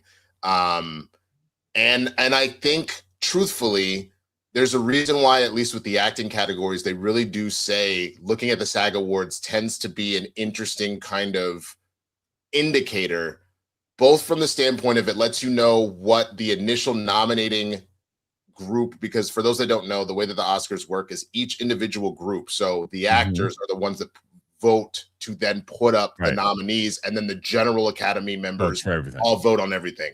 All the directors are the ones that do the initial nominees, and then everybody votes on it and whatnot. So that being said, I think that voting wasn't over yet. And I think that was enough for people to go, maybe we really need to consider Amy. But this race has been crazy because Wunmi's won, Tiana's won, Amy's won. They've all won at some point or another. So this one's going to be hard to do. But I think Amy should win. I think Wunmi will win. Okay. So Amy, so you think, sorry, so you think, who'd you say should win? I think Amy will, should. I oh, think you Wunmi think for will. Wow, she hasn't won anything though, right? Wunmi's won a bunch. Has she? Yeah. She's won, I want to say 2 or 3 of them. Okay. Tiana won the Golden Globes. Okay. I want to say Wunmi won the BAFTA, and she won did she win the Critics' Choice? No, Amy won Critics' Choice.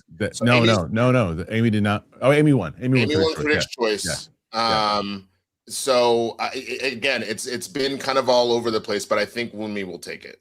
All right. So then after that, shout out to PLD coming in like a hawk, and gets animated feature. We even get a couple of tabs. Hopefully, it doesn't have Penny Barber stuff up on the top there. And he's good.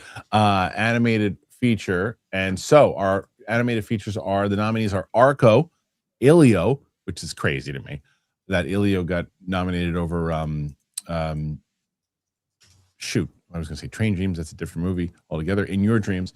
Oh yeah. K-pop Demon Hunters, Little Emil, or the character of Rain, and Zootopia 2.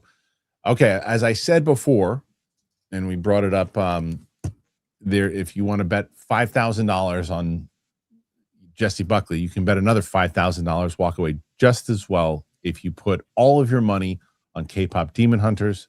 It will win. It should win. Chris, do you agree or disagree? Oh, absolutely. It will and should. It will and should. Arco is a beautiful film that I think not enough people had access to. It's an incredible time-traveling future story that I think people will really vibe with the art and everything on it. Zootopia 2 is lovely. I'm with you. How is In Your Dreams not in there? But Elio is, because In Your Dreams is so good. That was so fun when we went, Winston. I loved that night. That was so fun. That was so much fun. So much better than Elio. It's so much better. But yeah, it's K-pop Demon Hunters that's going to win this. Not only is that movie so exciting, I mean, it shows you how to do like lore storytelling in under 5 minutes, and also implements really unique animation styles. It's just fun and good. And it's not often that we have those things intersect when it's the Oscars, honestly. Right, a lot of times what wins are the things that you go, this was incredible and I never want to see it ever again. That's what I like about the animation categories, is there is usually artistry meeting watchability. And I think this one is just such a wonderful, wonderful piece of art. Okay, Winston, what about yourself? Will win, should win. This is animated. I think it's K-pop Demon Hunters. Right? I woulda, shoulda, coulda.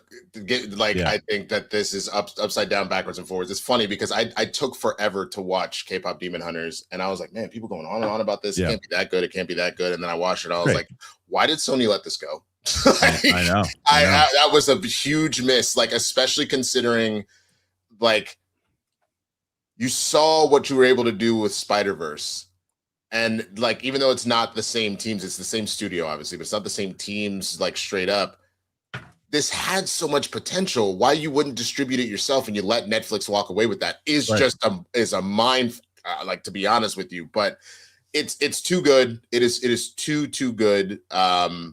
I think they run away with it, and it's not close. Yeah, and not only is it deserving, I also think it's one of those ones that the reason you're going to get a ton of people that are watching because of it.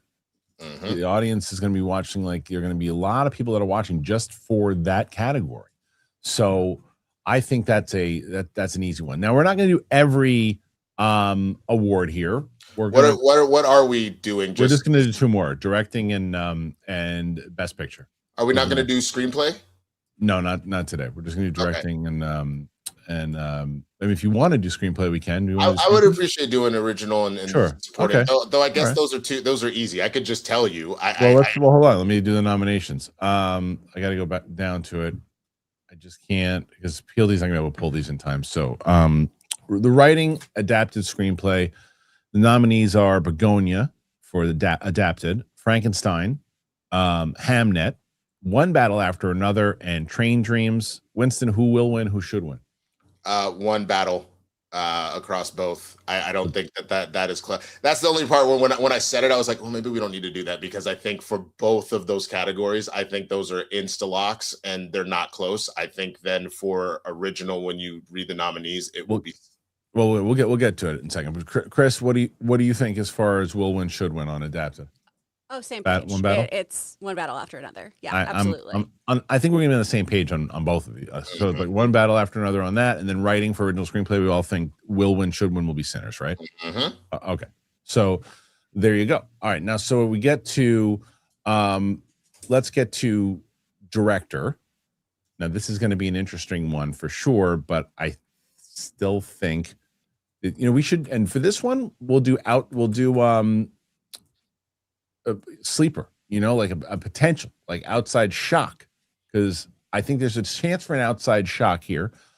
But here is directing, and the nominees are Hamnet, Chloe Zhao, Marty Supreme, Josh Safdie, One Battle After Another, Paul Thomas Anderson, Sentimental Value, Joachim Trier, and Sinners, Ryan Coogler. All right, so will win to me is Paul Thomas Anderson. Should win, Paul Thomas Anderson. But I will not be surprised if Ryan Coogler pulls a surprise win here. But I do think the will win, should win will be Paul Thomas Anderson. Winston, what do you say? Will win, Paul Thomas Anderson. Should win, Ryan Coogler. You think he did a better? You think he did a better directing job overall than Paul Thomas Anderson did? The only reason is, again, this is where the campaigning comes in for me. This is where I think that is a vital element as far as it goes. The campaigning, I don't think of it personally as let me kiss everybody's ass. I know that's what campaigning sounds like, no matter what you're doing it in, whether it be a school president vote, a president of the United States vote, or trying to win Oscars and other awards. What you're supposed to do in campaigning is you're supposed to essentially present like this is my platform. As far as if you're running for office, it's like, this is what I'm going to do. In the case of movies and stuff like that, I see it as this is what I did to kind of bring this to life and things like that. And the more I've gotten to know from Ryan and from the entire cast about what the process was getting up to this, the things that were inspired by it, watching him geek out about the 70 millimeter IMAX and like this the different ratios and whatnot. You know what I'm saying? And like when you see it on this one, man, it does like this, and this. There is this level of just intricate care, not to say that Paul Thomas Anderson and these other directors didn't, but just watching this passion project and specifically how Ryan built all this out, like just fully won me over. I genuinely think the directing for both of them was equal. So then it comes down to, so what's the difference maker? And for me, that's it, is just hearing it come out of Ryan and how this went. I'm like, and knowing he hasn't missed, like every movie he's put out has been a banger. I'd like then add in as well, like, I think maybe it's his time already. So yeah, I would not be upset with Paul Thomas Anderson winning, but I want Ryan Coogler to win. Right. I think that's a different thing for me. I love Ryan Coogler. He's one of my favorites out there. Paul Thomas Anderson was put on a master class. I think as much as I loved what Ryan Coogler did, I think that the superior directing job was Paul Thomas Anderson in this aspect. I love Ryan Coogler. He hasn't missed. Winston's not wrong. But I don't think. I think if he's not in it, I think if Paul Thomas Anderson isn't in this, Coogler wins it easy. But Paul Thomas Anderson will win, should win. How do you feel about it, Chris? I'm on the same page here as Winston with another little addition to it. I think it will be Paul Thomas Anderson who wins. I would love to see Ryan Coogler take it because of his deep, deep love of cinema, because of geeking out, because of the references to Puss in Boots as his inspiration. Like, it's wild to me. But wait, I got to cut you guys off for a second, too, okay. Because just for a second, I want to hear the rest of the hold exactly where you were saying. But you're both, the references to Puss in Boots, and you both have mentioned how he mentions his love for cinema. It's also all Paul Thomas Anderson speaks about in the conversations of what he's talking about too. So that it seems as if we're looking at what is speaking to us more, you guys more than the overall job itself. That's what I'm saying. Yeah. Well, again, oh no, go for it, Winston. I was just gonna say, and Chris, take it back. It's not. I said I think their directing was equal. That's what I'm saying. So I need a difference maker. So literally, if we were watching sports, what is the tiebreaker now that we have an even record? That's what I'm going at. I'm not saying that I thought that Orion's just getting a little extra bump up now because of that. It's just from the standpoint of I literally cannot differentiate their actual performance as directors. So what is the little extra thing that gets it there? Exactly. And then that's what I wanted to also bring up Chloe Zhao, because I do think that is a beautifully directed film. And again, if I talk about the care she took for her actors, and this is just something that I align with a lot as a coach. My whole philosophy is always I'm trying to build up actors. I am not from that school of thought of like, let me tear you apart and make you feel like shit. I love that she has the same idea of your nervous system does not know the difference. So let's literally like shake off these feelings, make sure you're okay, really check in with people, and not be one of those directors who's like, again, let me make you feel terrible, Jessie Buckley, so you'll cry again for me on cue. She creates these really, really beautiful environments for her actors. And I think that is something that's so commendable, because so often too, we hear about directors who are militantly awful to their actors in order to get that good performance out. And it's something that we all kind of accept. And it was really refreshing to see this care and consideration put forward of making sure everyone could do something that allowed them to be that raw nerve and still walk away not mentally askew because of what they had to achieve in the film. Yeah, I mean, it to me, it was a fantastic job for sure. And he accomplished a really, really just entertaining movie overall. I just felt like PTA was playing in a different zone this year, but we'll see. I completely understand that. Yeah. All right. Let's go to the final category right now. And then we're going to get to the questions. Best Picture. So 10 categories, which to me should be every damn category, should be 10 categories. 10 nominees. Directing. Chris, there's 87,000 movies on streaming. We're not living in 1990 anymore. I understand that, but I was like, I go on this about the podcast this week. I was like, this is too many. No, this is too many movies over 2 hours. Too many. We'll talk about it in a second, but too many movies get left out, and not movies, but too many performers get left out. Too much gets left out because there's too much now. It's not like it was back in the day. There's just too much. Best Picture nominees: Begonia, F1, Frankenstein, Hamnet, Marty Supreme, One Battle After Another, The Secret Agent, Sentimental Value, Sinners, Train Dreams. This to me, and again, is the closest one to a lock. The third lock out of the other ones. But we'll start with you on this one, Winston. What will win and what should win?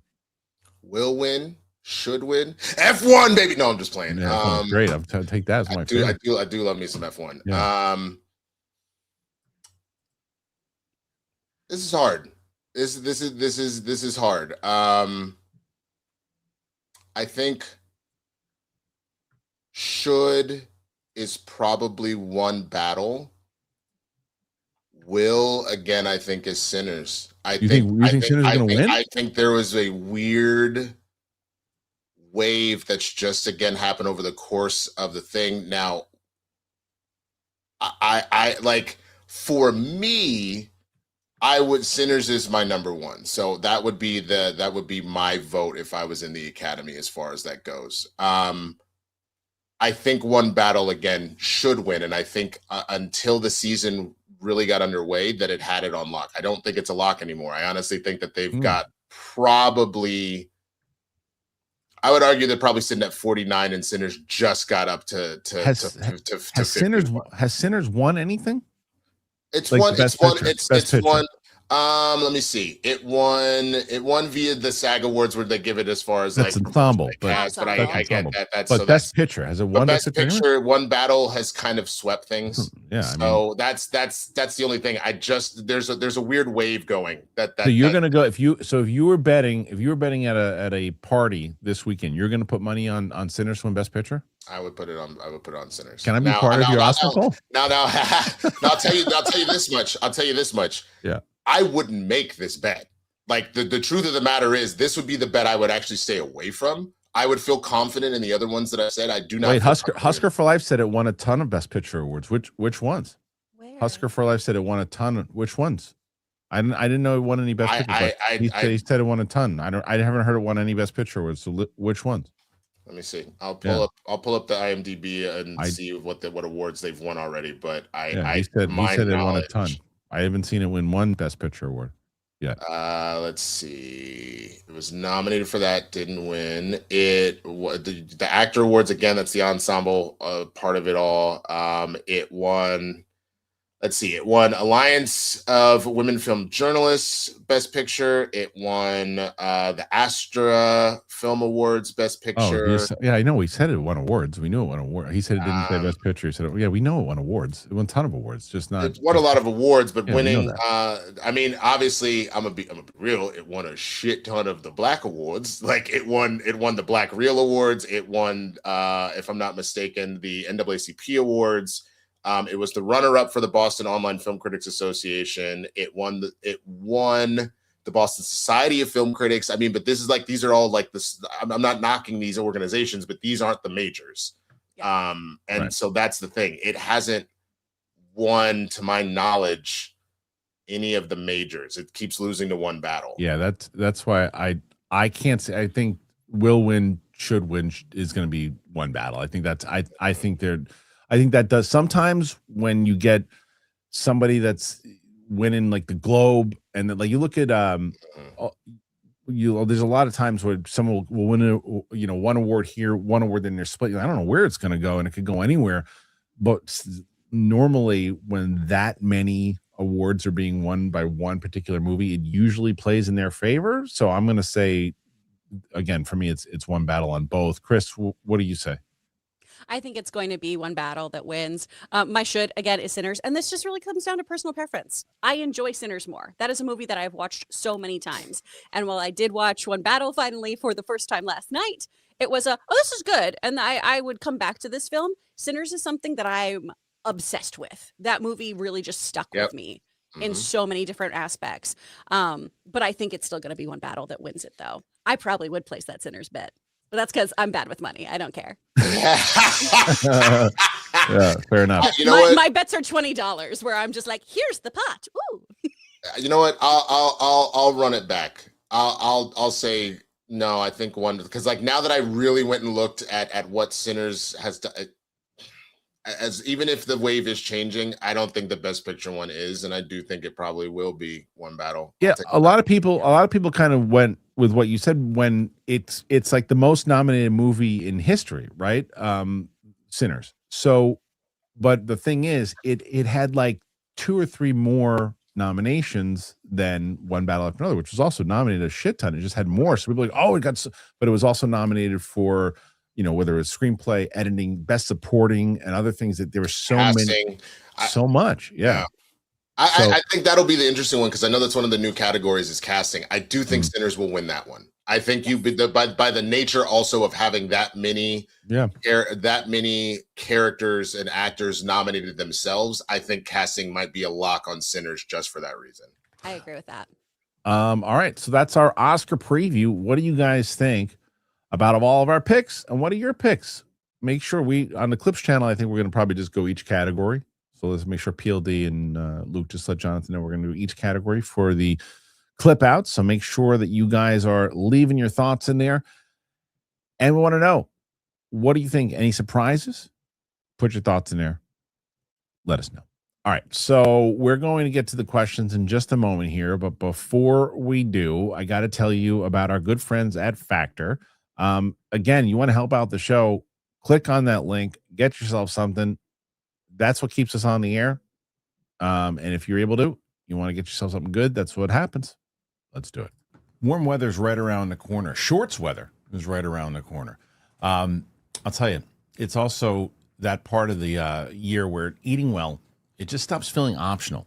So Factor, and I've been telling you guys forever about Factor, it's how I stopped letting a busy schedule for me be the excuse of why I wasn't eating well. They have fully prepared meals designed by dietitians, crafted by chefs. It's ready in like 2 minutes. There's no planning. There's no cooking. It's amazing. So I had One of these things that I really like to do if I'm gonna load up with protein but still want it to taste good, they have a really good like Tex-Mex chicken bowl, which is great. So right after I'm done with the gym, I get back and I just fire down that Tex-Mex, and man, it's yummy. Quality, functional ingredients. It's got very lean proteins, colorful veggies, whole food ingredients, and healthy fats. It's meals that fit your goals and your schedule. There's healthier eating, calorie management, and more protein. What I like about it also, it's got a lot of variety. So if you're looking for like whether it's high protein, calorie smart, Mediterranean diet, they have all of it. Plus, there's a new Muscle Pro collection that supports strength and recovery. Perfect if you're getting back into a workout routine. It's been really beneficial. I've been trying that one out, and I like it a lot. It's always fresh. It's never frozen. It's ready in about 2 minutes, as I said. There's no prep, no stress, so you can actually stick to your goals. I really dig this. I've been using it. You should check it out too. Do it. It's easy. You head on over to factormeals.com/Christian50off. Use that code Christian50off. You get 50% off and free breakfast for a year. I love breakfast. So offer only valid for new Factor customers with code and qualifying auto-renewing subscription purchase. Make healthier eating easy with Factor.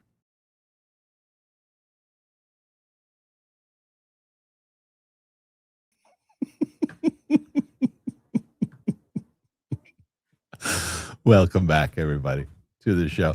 Thanks for being part, and make sure you get yourself some Factor. Well worth it. All right. And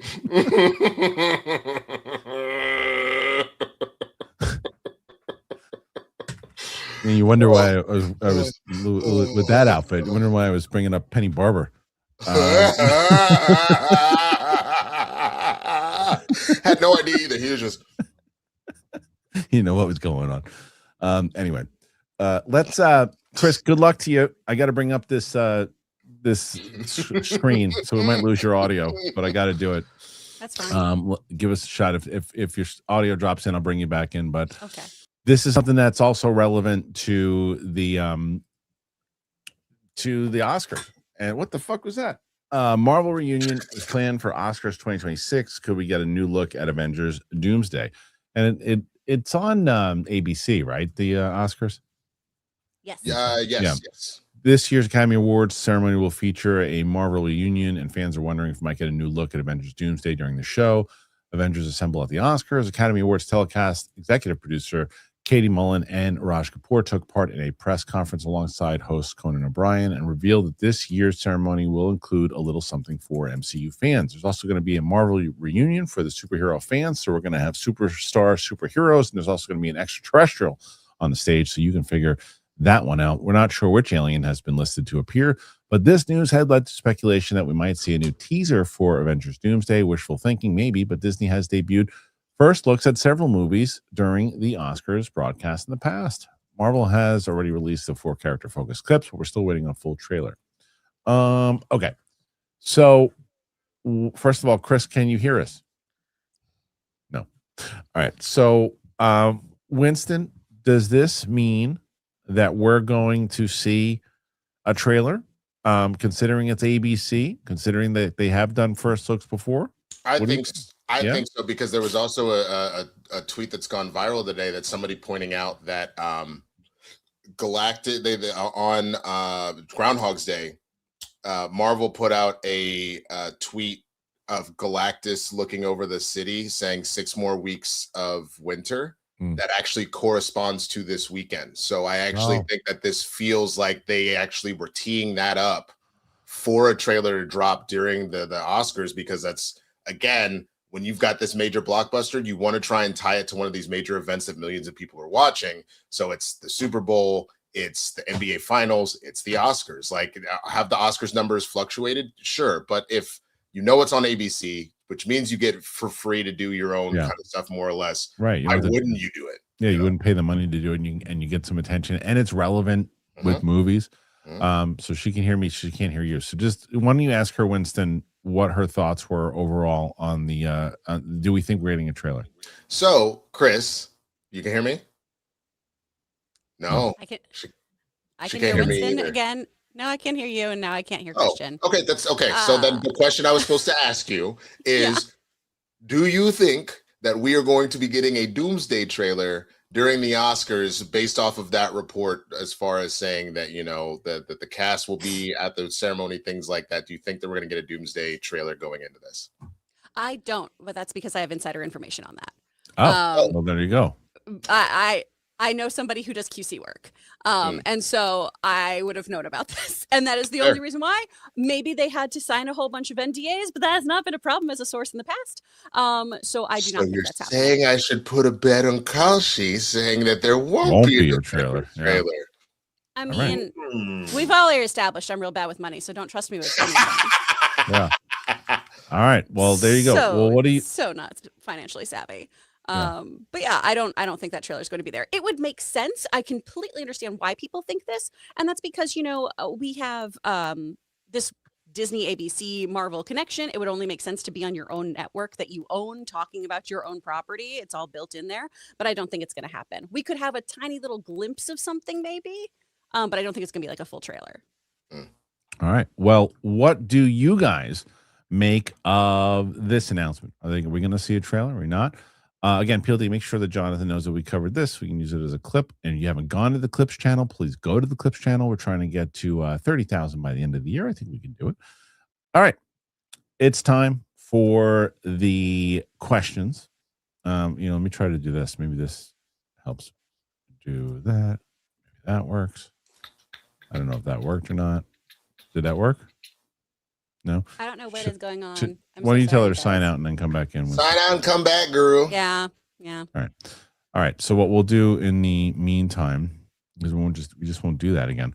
I gotta know what this new browser is she's using, because I don't know. It stinks. It stinks. All right. And she doesn't even know how many questions we're looking at. And I thought originally it was 70 something, but PLD told me otherwise. It is. I'll give you what we're working on with Mike and Roxy, who are currently in the lead. Okay. We're looking at 85. 85 is the goal. Yeah, 28 right now. Okay. All right, y'all. Shit all over my predictions. Come on, y'all. Send them super chats. Do that. All right, we'll start with this one. Mr. ND Fanatic, support towards the road 79. Actually, no, it's like I said, it's 85. Okay. Isaac Carlson becomes a new member. Thank you. Good. We just set up, I think PLD, I don't know if he announced it yet, but we set up the live stream for the exclusive for the live stream. So make sure if you are a member, you come and join us for that. Armada 8YT, did Winston and Chris see the latest SNL sketches? I guess the one with Ryan Gosling. I did not see Gosling. Good. It was good. Yeah, it was good. I was saying I think that this is the best. Not everything hit. I think that there was a lot of stuff that just that wasn't funny, but they took shots. But I think this is the best Saturday Night Live cast they probably had in 20 years, as far as actual sketch performers. They're actually these are all sketch performers that are locked into the roles. And it doesn't seem like just, let's go get a stand-up comedian. And look, I'm coming from a stand-up comic. Sometimes people are just so out of place in these things. And everybody is actually locked in. And I was surprised with how much I was watching with my wife. I was like, wow, this is a solid cast. Now, it wasn't the side splitting, but there was some funny stuff going on. But Chris, did you see the Saturday Night Live with Gosling? No, I did not. I was at a play this weekend. Okay. Well, I want to see what you guys think of it once you check it out. Oh, for sure. Because who was the weekend before? Was the heated rivalry guy? Right. I actually thought that he was hysterical. I thought he was a great host. Yeah, he was good too. And I really enjoyed the sketches they did. But I haven't been. I'll give it a shot. I haven't been watching this year just because I got thrown off by some of the exoduses and then the casting choices and stuff like that. So I just was like, I'm okay, because I was slowly falling off more and more and more. Yeah, I think they restructured, and I think they actually did. I think maybe there's a reason why they did what they did, because to me it seems more old school. Maybe that's me. Maybe. Yeah, the only thing I've been jacked into for years now has been Weekend Update. I think me too. Jay and Joe hysterical. And like I said, for people, I don't think that the last 2 episodes have been side splitting so funny. They've been fine. The writing is still fine.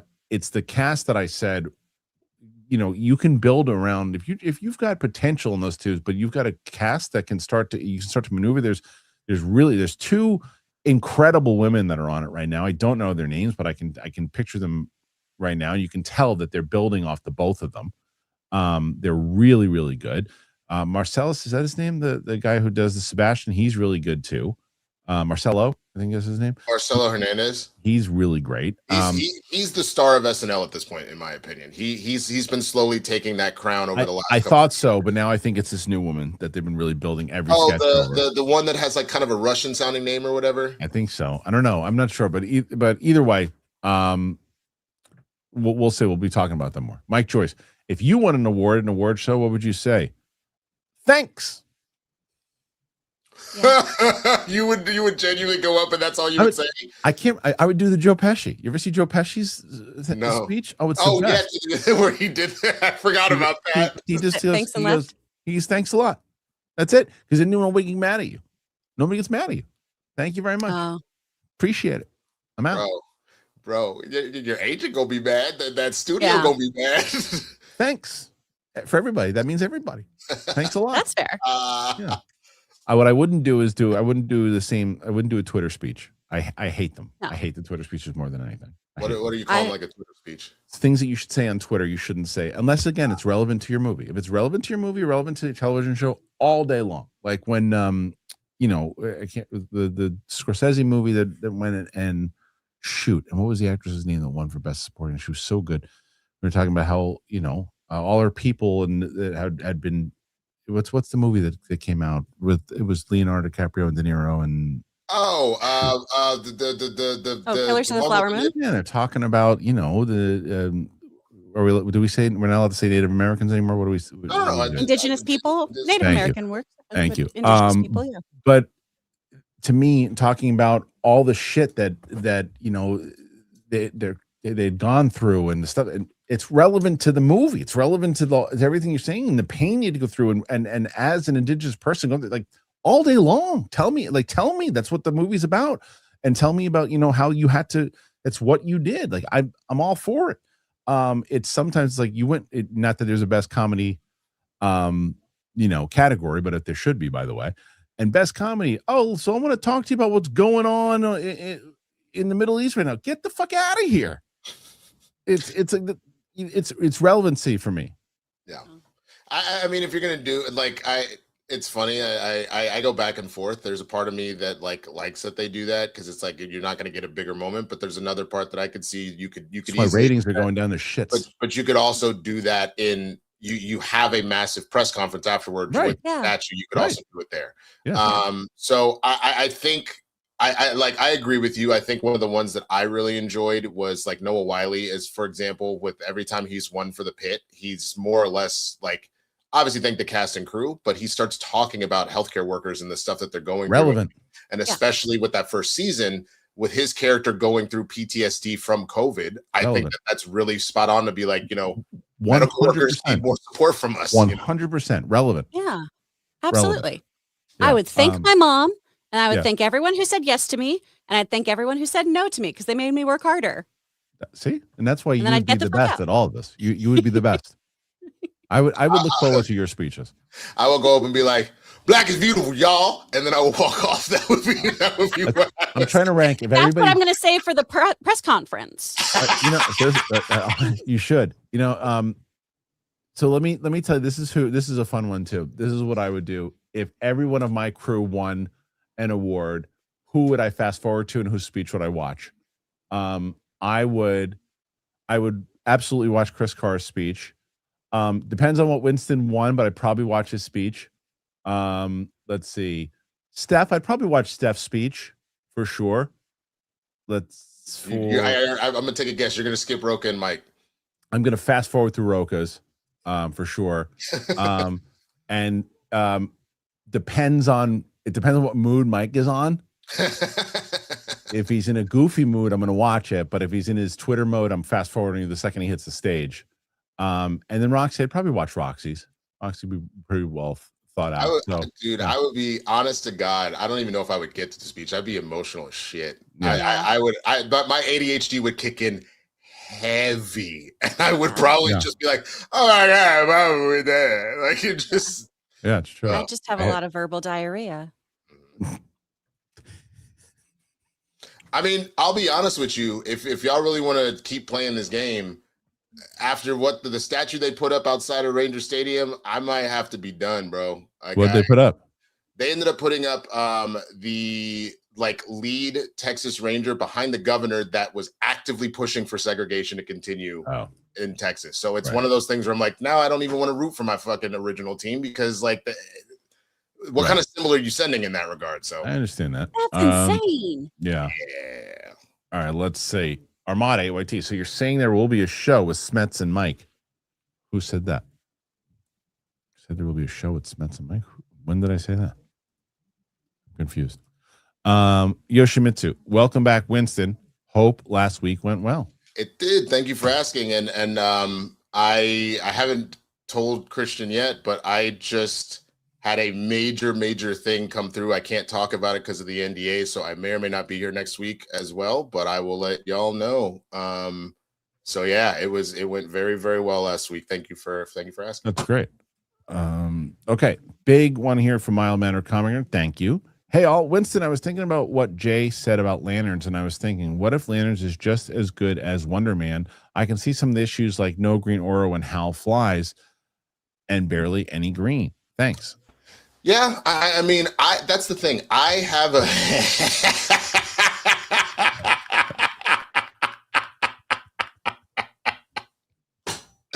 I don't know why that's so funny to me.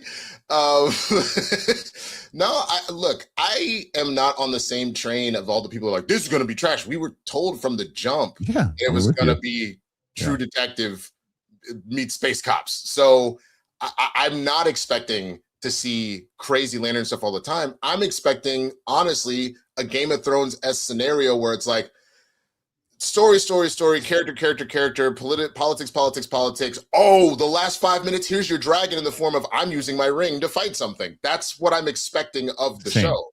Same. And so I'm not upset about what I saw. Did Jay not like it?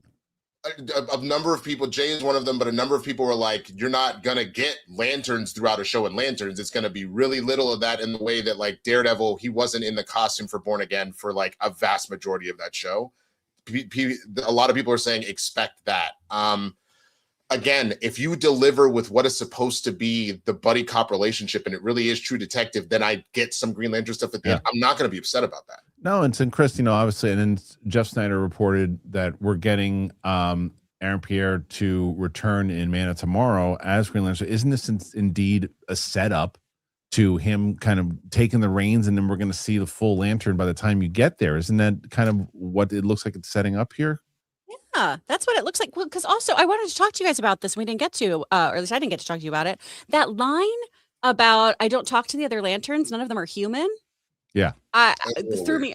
Yeah. Well, because I was then asking when it was in the timeline here, because I mean, also maybe they think Guy's an absolute pig and they don't feel like he's human. So that could be a possibility. My thought with that maybe was that was a tongue-in-cheek, sarcastic-ass line, because the ring itself is supposed to be like a supercomputer based in like cosmic magic, more or less, so that it auto-translates for them. So okay. I think he was being an ass. And I think that's the point, is I think Hal, especially if when you go down the storylines where he becomes Parallax and everything else, is an ass. So I think he's gotten to his old man, I'm sick of this shit level of and that's where we're going to start to see, Aaron is John Stewart is going to take over because Hal is on one. All right, Mike Joyce, the ping pong F-boy probably has been getting bad advice all award season from Mama Jenner. Has his image been permanently damaged? No. And I think Mike, unfortunately, and I love Mike, he's one of our most loyal people here. I think he is the representation of people who just right away buy into all the hype of what people are saying about someone. Oh, I hate him now. I hate you now. Why? Because I'm supposed to hate you. I hate you now. And that's unfortunately what happens a lot in society. So no, I don't think it's because this is also a town that has been proven. What have you done for me lately? What he should do is take a little bit of a break and after Dune or whatever and then come back. He's young. He'll be fine. So no, I don't think his image has been damaged permanently. do think that Mama Jenner's is behind it, but I don't think that his image is permanently damaged. No. I think he's taken a shot, and I think that he's not in the public's good graces right now. But I don't think there's anything that he's done that's like blasphemy. No, and if anyone can teach him about a comeback, it's the Kardashians. Oh, well done. One of the best behind the scenes, like ever deleted scenes of all time. Ever. Like that made Chris Pratt a star, in my opinion, when they released that. Yeah. Sure did. All right. Again, love you, Mike, but I think you're buying into you just represented all of social media right there. Johnny Patriza, thank you for today's show. Thank you, Johnny. Appreciate it. Sergio, Timmy deserves the Oscar for Dune alone. I'm with you on that. Peter Cunnington, I'm still soured. Wicked for Good was shut out. Yeah, it didn't have that love. No, it wasn't good. Like it was okay. And the truth of the matter is, as good as Cynthia and Ariana were, again, this is where the politics of it all. Their whole press tour was so weird and so raining that I think a lot of people are like, if this movie was like undeniable, fine. I do. I think they cost themselves because people were getting so annoyed with them. They were so annoying. And I think they both, for this time around, I do think they both should have been nominated. I think that I was shocked that Ariana Grande wasn't nominated because she was getting nominated for everything. Cynthia Erivo was basically getting shut out on every award ceremony, but Ariana Grande, I thought, was her and Amanda Seyfried were the two I was surprised weren't nominated. For Housemaid? No. Housemaid was too late. No, not Housemaid. The one that she was getting nominated for everything else too. Her musical, The Life of. Oh my God, it's driving me nuts. Remember. But yeah, I don't know the movie you're talking about, but Testament of Anne Lee. Oh, okay. Thank you. Yeah, that was the one, and that movie. I mean, like she was winning and getting nominated for everything, and look, man. Both her and Brandon Sklenar, shit. I would have put them up for something maybe next year because I actually really enjoyed them in Housemaid. I'll be honest with you. I stand by what I said. I am not the biggest Sydney Sweeney acting fan personally. Oh, we know. But Amanda and Brendan were insane. They were so good in that, actually. Okay. Armada 8YT. Better movie, Marty Supreme or Uncut Gems? I like Marty Supreme better, but Uncut Gems is really good. Uncut Gems. Yeah. I think that I prefer Marty Supreme, but I think Uncut Gems is the better movie. Okay. Next one. Sal Skalicki, Rental Family was one of my favorites this year. It was good. Akira Emoto or Maria Amato not getting recognized is ridiculous to me. They were fantastic. They were good. I can understand why it wasn't recognized. They were really good. It was a really good movie, but I don't think that it was a snub, in my opinion. But it was a good movie. Yeah. Okay. Yoshimitsu. I'd rather go to the opera than Marty Supreme. Oh, me too. Poor Marty Supreme. King's Oriful. Updates on One Piece season 2. Did you guys finish it? Are you asking me? You can't be asking me because that means you don't watch my channels. I'm assuming you're talking to them. I have already released I've released 4 episodes, and then I'm going to be releasing all the episodes a day, each day. And so I'm going to be watching the finale for myself today, and that'll be up by Monday or Tuesday. If you're not watching this show, Winston, I don't understand what the hell you're doing with yourself. It is on my list of things to do this weekend. Because I haven't seen season 1 yet. That's what I'm saying. I think we talked about it. You should be watching this on your channel. Like the show is so tailor made for you. It's like it is absolutely, especially after watching that other show with you. There's actually elements to me of Demon Slayer, much not as dark, obviously, but there are elements for sure. Chris, have you watched season 2 yet? So I am halfway through season 2. It's great, isn't it? I had company in my house for like a week, so it's thrown me off my schedule, you guys. Yeah. But oh my gosh, it's so fun. It's so lovely. You're gonna love it, Winston. Wait till you get to episode 7, Chris. Is that when I'm gonna finally see Tony Chopper? Because I've not seen him yet, and I love him. I'm not gonna say anything. I'm just gonna say that. Okay. I couldn't believe how emotional episode 7 was. Oh, it is super emotional. Okay. Well, I cry at everything, so. You'll cry in this one. Like sure. I'll tell you, I got choked up on this one. Okay. Episode 7 was awesome. So I'm hoping I'm hoping that King is asking, please clarify and tell me you're talking to Chris and Winston, because it means that you don't watch my channel. If you ask me that. Nathan Drake, I feel like the Academy wants to humble Chalamet for a while, which is could very well be accurate. Maybe they'll award him when he's older. Remember, Pacino was snubbed for years. I think that there's something to it. I think there's also, like, even though you're seeing a little bit of the changing of the guard here, it's going to take time. And one of the things that I remember from a couple of years ago with one of the older voters that was anonymously quoted is it was like, you just got here, or you need to, you're not showing the Academy fair. Like you're not like what blah, blah, blah, blah, blah, which is its own level of stuff. But I think that there is also something to be said about when someone has been around for a minute, which Michael B. Jordan has been. I think, Leo has been, like all that kind of stuff. I think there is something to that. And unless you do a performance that is so runaway, whatever, you were within the same stratosphere as these other actors. I think that probably will be another thing that probably plays into some of the voting. Could be. Definitely could be. King Zorro, any chance One Piece season 2 can get Emmy noms? The actor that plays Hirulix should get nominated, as should VFX for chopper and fight choreography sets.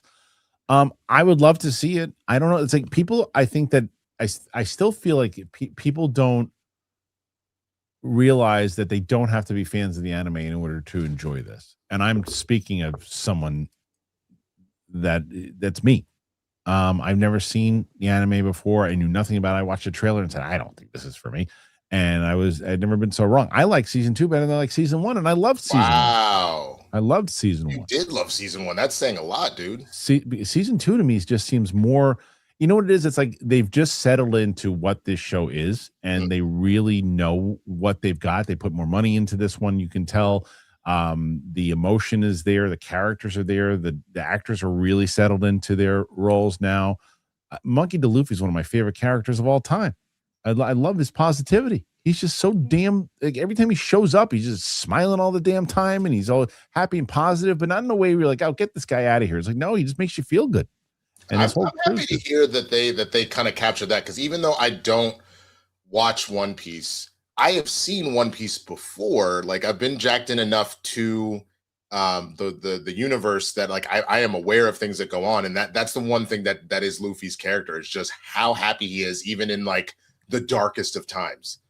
So yeah, they do. All right, let's see. Next one here. Armada, AYT. You see the Continental skit on SNL with Christopher Walken. Like one? Ever? Yeah. Old? I mean, yeah, sure. I hate these glasses. All right. Let's see. Trey Porter. Message. Guess what movie that's from? I know. That's from Don't Be a Menace to South Central. Drink Your Juice in the Hood. It's Keenan Ivory Wayne showing up as the mailman every couple seconds. Message. Speaking of which, I just watched Scary Movie for the first time, and then just watched part 2 for the first time. First time? You would never see Scary Movie? I didn't. I thought that I did, but I'd seen like clips on like social media, but I've never seen the movie until the first one's funny. The second one sucks. Oh, dude, I like the secking one. The my first God. There's a reason it has 13%. The first one is definitely better, but bro, the opening of 2 is hilarious. Opening to glass, but watch yourself. Yeah. Chris, what's his name? Who Cabin Boy is couldn't take him. Chris Cabin, which one is he was the one, he's got the hand. Oh, yeah. The stupid food scene, it's the worst. It's so and like the first one has a sketch. I mean, it has a basis off of like entire movie, and it has like they're basically taking the plot of Scream and this maneuvering into ridiculous. This is just a hodgepodge of nonsense, and it's like it is the second lowest rated one on Rotten Tomatoes. Me and Ming looked afterwards. Apparently, the 5th one has like a 4% or something. There's 5 of them. It's 5. Yeah, the new one's 6. The first 2. They only did the first 2, then because Harvey Weinstein and Miramax owned it, and so they kept doing it without the Waynes. Oh, really? So the Waynes had nothing to do with it? Had nothing to do with 3, 4, and 5. And 3, 4, and 5 suck, in my opinion. Because 3 is the second highest ranked. First is the highest, like 50 something. Second is like 13. The third is the highest, I think, at like 40. and then the fourth is shit, and the fifth is real bad. But I think the main thing is you get a hodgepodge of various movies, but there is a central movie. I think probably why Scary Movie plays a little bit better is because it's Scream, and then a lot of the stuff you're pulling is like I Know What You Did Last Summer and other kind of slasher teenager stuff. What the second one, if I remember, is the Haunting of Hill House. And so, like, if you don't know that movie and or don't care, which I didn't. I could see people being like, whatever's going on with this. But like, I love like the Nike commercial thing in the second one. It was, but even that went on too long. It goes like it starts, and it's really fresh in my brain. I just watched it 2 days ago, so it's like it just goes on for so long, and it's like there's a couple times it wasn't like horrendous. I guess it wasn't horrendous, but wasn't because we just watched the first one. The first one's funny. First one's funny. Some good moments. Yeah. And another thing, Winston and I watched. We're releasing it probably in April. Is Winston's never seen First Blood. I never seen a Rambo movie before. So we watched First Blood, and he was expecting a very different movie. I was so impressed, and I cannot wait to continue this journey. Though I don't know if you told me this or somebody else. They go, "Oh, that's awesome! It's the best of all of them." But I don't know if that's true. Okay, it's definitely a very different feel than the rest of them. Okay. But no, yeah, I mean, depends on who told you that. Depending if we're talking about, it's probably Bibiani that said that. All right. It was Roca. Roca was. Oh, was it? Yeah, that makes sense. If it wasn't you, it was. There was probably. I could see Roca saying that for sure. And as far as what Roca likes in movies, I could see why he would say that. But the thing I said, I thought Stallone. I was like, how did he not get nominated for this? Yeah. This is an incredible acting job on his part. It's the most. I don't. PLD said it's the most serious. I don't know if I'm going to say it's the most serious, but it's definitely the most. Like it's the most. Like the. It's like a full on drama. Sure. As where the rest of them are like action movies with some serious shit going on, but the rest of them are action movies. This is the first one's a drama about a Vietnam War vet. It's like an actual drama. The other ones that Stallone just leaned into the fact that he was a big action star. It's like Rocky versus Rocky 4. Yes. Yeah, but I mean, not as because Rocky 4 is great as it is, and for what it is, it's a music video, and you haven't seen it yet, but you will. Okay, next one after that, and let's go, and that is Armada. Stop Eating My Sesame Cake. Is that from the same thing? What's that from? That I don't know. I'm not familiar with Stop Eating My Sesame. Does that have anything to do with Schneider, who he had as his profile picture? No idea. Nathan Drake. Delroy should have won for Congo. He's so good for Congo. Movie Congo. Oh, I guess it's from Congo. Oh, okay. I don't know. PLD projects boycotting the Oscars until Ed Harris wins. Good luck. Yeah. Good luck. Yeah. He definitely. What did I just watch him in? What was that movie? The one with the A24 movie I just saw. Yeah. I saw it too. The kill. How to make a killing. Yeah. I didn't. Did you like it? Okay. It was okay. It was okay. I liked him, and I finally liked. I really thought that he was great. What's his name? Glenn Powell. Glenn Powell. I thought Glenn Powell was great. Like I actually thought the acting was good. The movie itself, I thought the pacing was off. It was a little off for sure. And that was enough. Like I checked my watch a number of times. I was like, I'm okay. It was. I liked it, but it was. I understand that. Armada. This 50 Cent beef going on is crazy. He's got a new beef going on. Oh, bro, he's fighting everybody again. What now? Oh God, I'm trying to remember how all this played out. He started beef with T.I. T.I. and his whole family started going to 50 Cent. Now Papoose is involved. Like you don't want to mess with T.I. That's what I'm saying, especially because T.I. kind of announced that this album he just put out is his last. Like he's retiring from rap, and he's really I love T.I. at this point. Yeah, it is. But that's the thing. 50 starts beef with everybody. He tends to win a lot of it, but it has just gotten out of control right now. So I hope that Screwface is in here and he can enlighten. I'd like to know a little bit more about it. Wild. Yeah. Prady BK, thoughts on Netflix paying Ben Affleck $600 million for his AI company? Wow. Hey, good for Ben Affleck. Damn. Yeah, gotta do something, man. I mean, I finally went down the rabbit hole, the cigarette memes. My poor Ben Affleck out here, probably the saddest dude in history. So go make your money, boo boo.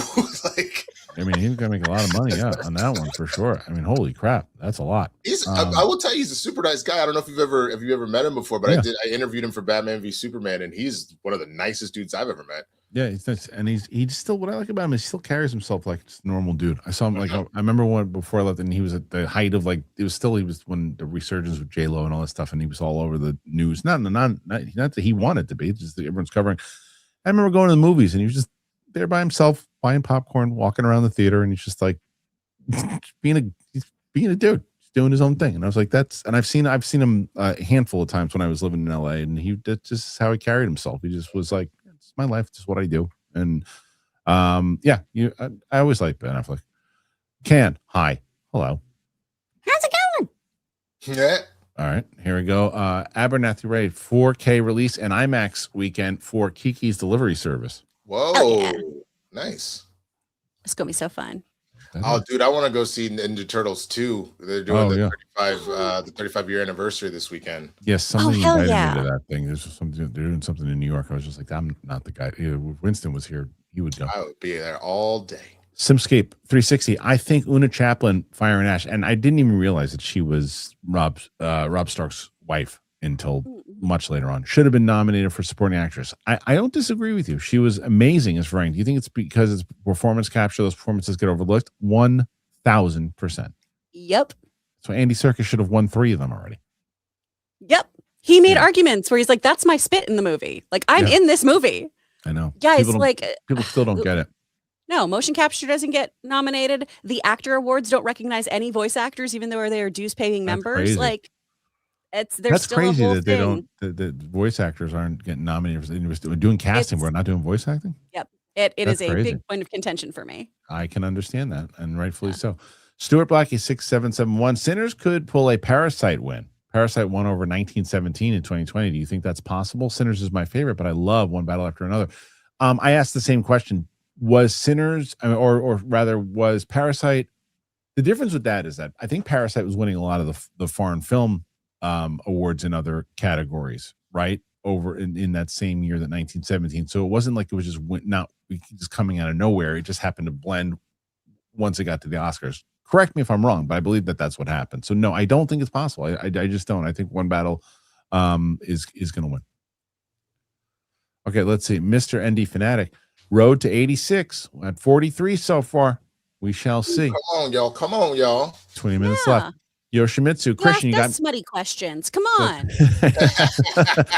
Be careful what you wish for. Kristian, you got me to try One Piece season 1. I love it, and I'll be watching your season 2 reactions. I catch up. Your season 2 episode 1 video is awesome. Thank you. Yeah, I hope more people go and check out the reactions for season 2. I know it's kind of a slow burn for my reactions anyway, because you're trying to catch up, and they did that. Luke and I have been pulling our hair out. He's been putting thumbnails out and doing all this stuff too, and he's working on his own thing for it. But we're both, and it's like every day we're just waiting, because I hate the bulk thing that Netflix does. I hate it, but that's what they do. Leslie, have any of you seen the first 2 episodes of DTF St. Louis? It hooked me from the first 5 minutes. Must also mention Linda Cardellini. Lord, no way she's 50. So I did watch the first. I watched the first episode with Sadie, but she realized it wasn't a comedy really quick, and we didn't go back to it. I've heard good things. It has been hardcore pushed on me because I've been doing I had a lot of work to do. So I've actually been doing a True Blood rewatch that I'm wrapping up in the next, probably this afternoon. Forgot that show is actually pretty good, as ridiculous as it was at times. But it looks very good. But you said you didn't like it, or Sadie? I did. No, we both liked it. It just was like she was looking for a lighter show because Jason Bateman was in it. She was going to get a comedy, and that clearly is not what that is. Especially at the end, we liked it. It was good, but I'm kind of over. I'm with her. Like, there's sometimes everything's really dark on television, and it's like and that's what we were watching, that Steve Carell show, which is not dark. It's kind of Rooster, right? I've heard fun. Yeah, we watched 2 episodes of it so far, and I want to, and so we'll probably watch the rest of it soon. So, Eclipse 77 pop quiz. When does a man die? Is that a Game of Thrones thing? When no one remembers him. Ooh, what is that from? Right. Probably Game of Thrones. I'm just trying to answer a riddle. It's good, yeah. Oh, I thought that was the answer. I was like, that's a good ass answer. Yeah, but that is from something though, because I just watched that recently. Is it Game of Thrones? What it's from? Come on, man. Apparently this is from One Piece. I was just gonna say, just watched it recently. Yeah, I just watched it recently. I was like, that sounds really familiar. Like I just watched it. But that's also from One Piece. You kind of got it because it's what? When does a man die? When he's hit by a bullet? No. When he suffers disease? No. When he ate a soup made out of a poisonous mushroom? No. Oh yeah. Oh, don't go into it. Stop. Boba Baggins. I remember when Gunn said Nathan Fillion was too old to play Hal Jordan. But yeah, he cast Kyle Chandler. I like him, but I don't understand why Nathan wasn't cast as Hal.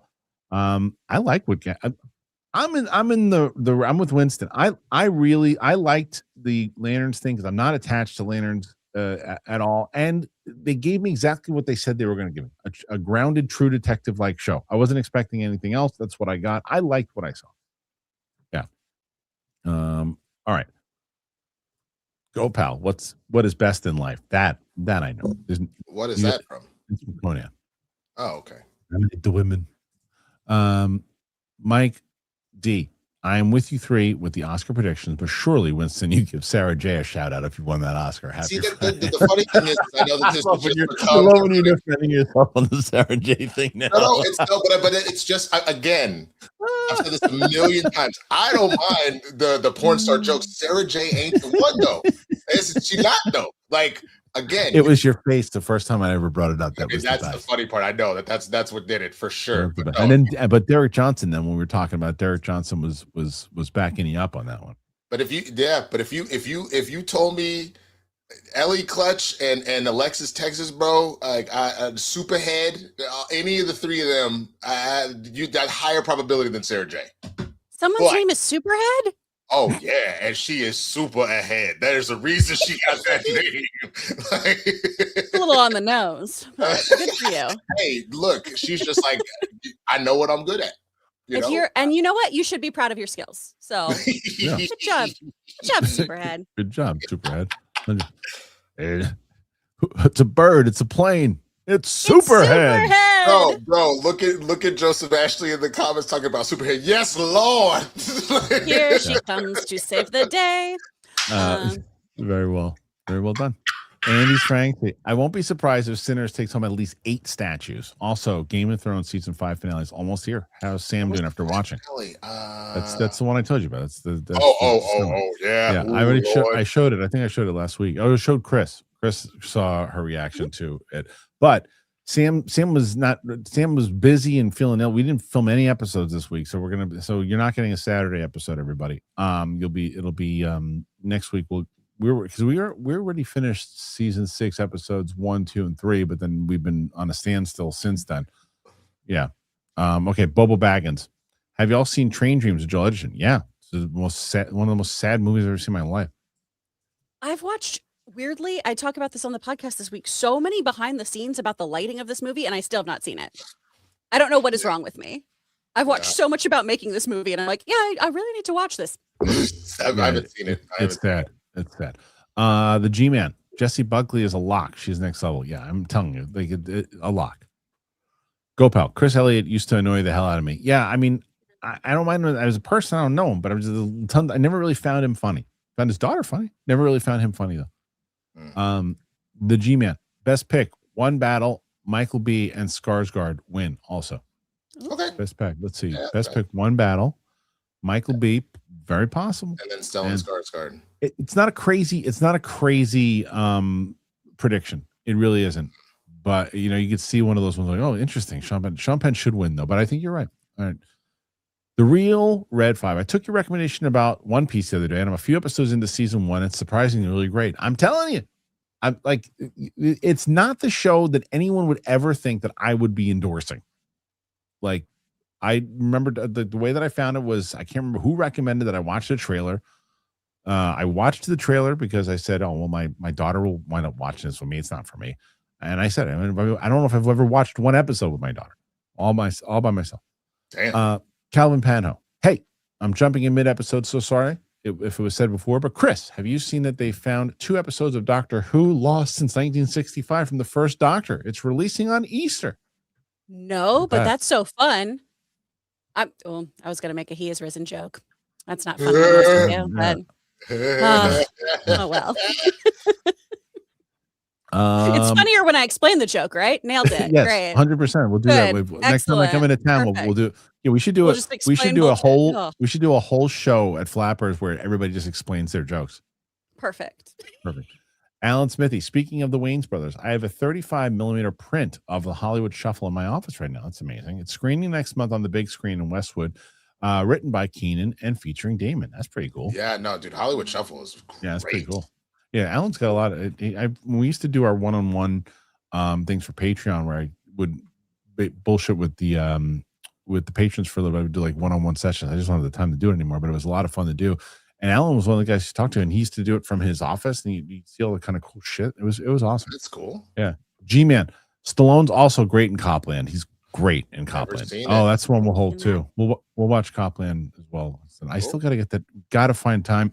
So I'll talk more offline with you guys too. And I guess I can just bring that. I don't know when. I was telling Luke about it too. And it's not going to be for a while. But I think that one of the things we might do is like a shuffle with the live show and how we're doing things. But I also want to make sure that we're doing enough reactions to work. Because like I said with Chris is 1 for 1 on reactions. I had her on Transformers, it crushed. And I just haven't had a chance or time to get her back to do it. I want to get her into the shuffle of reactions. I want to get Winston doing more of these things too. And I got to figure out how to make the live show work for everybody with schedule and financially. So it's not for a bit, but I'm just saying, I'm just looking at some things. Billy, I just got laid off yesterday. Thanks for the stream. I'm sorry, Billy. Oh, damn. Billy, You'll find something better. You'll find something better. Yeah, you will. Yeah. Michael D, support. Thank you, Michael. Cooley, hi. What's up, dude? What up, fam? Just want to say thank you for always providing great content. Thank you, as always. You're one of the best of all time. Y'all really got us through COVID, Kristian. I value our friendship, and you're needed in this space. Be easy. He's one of the nicest guys ever. I always talk about how I met him and his family when they came to the Atlanta event. You ever met Cooley?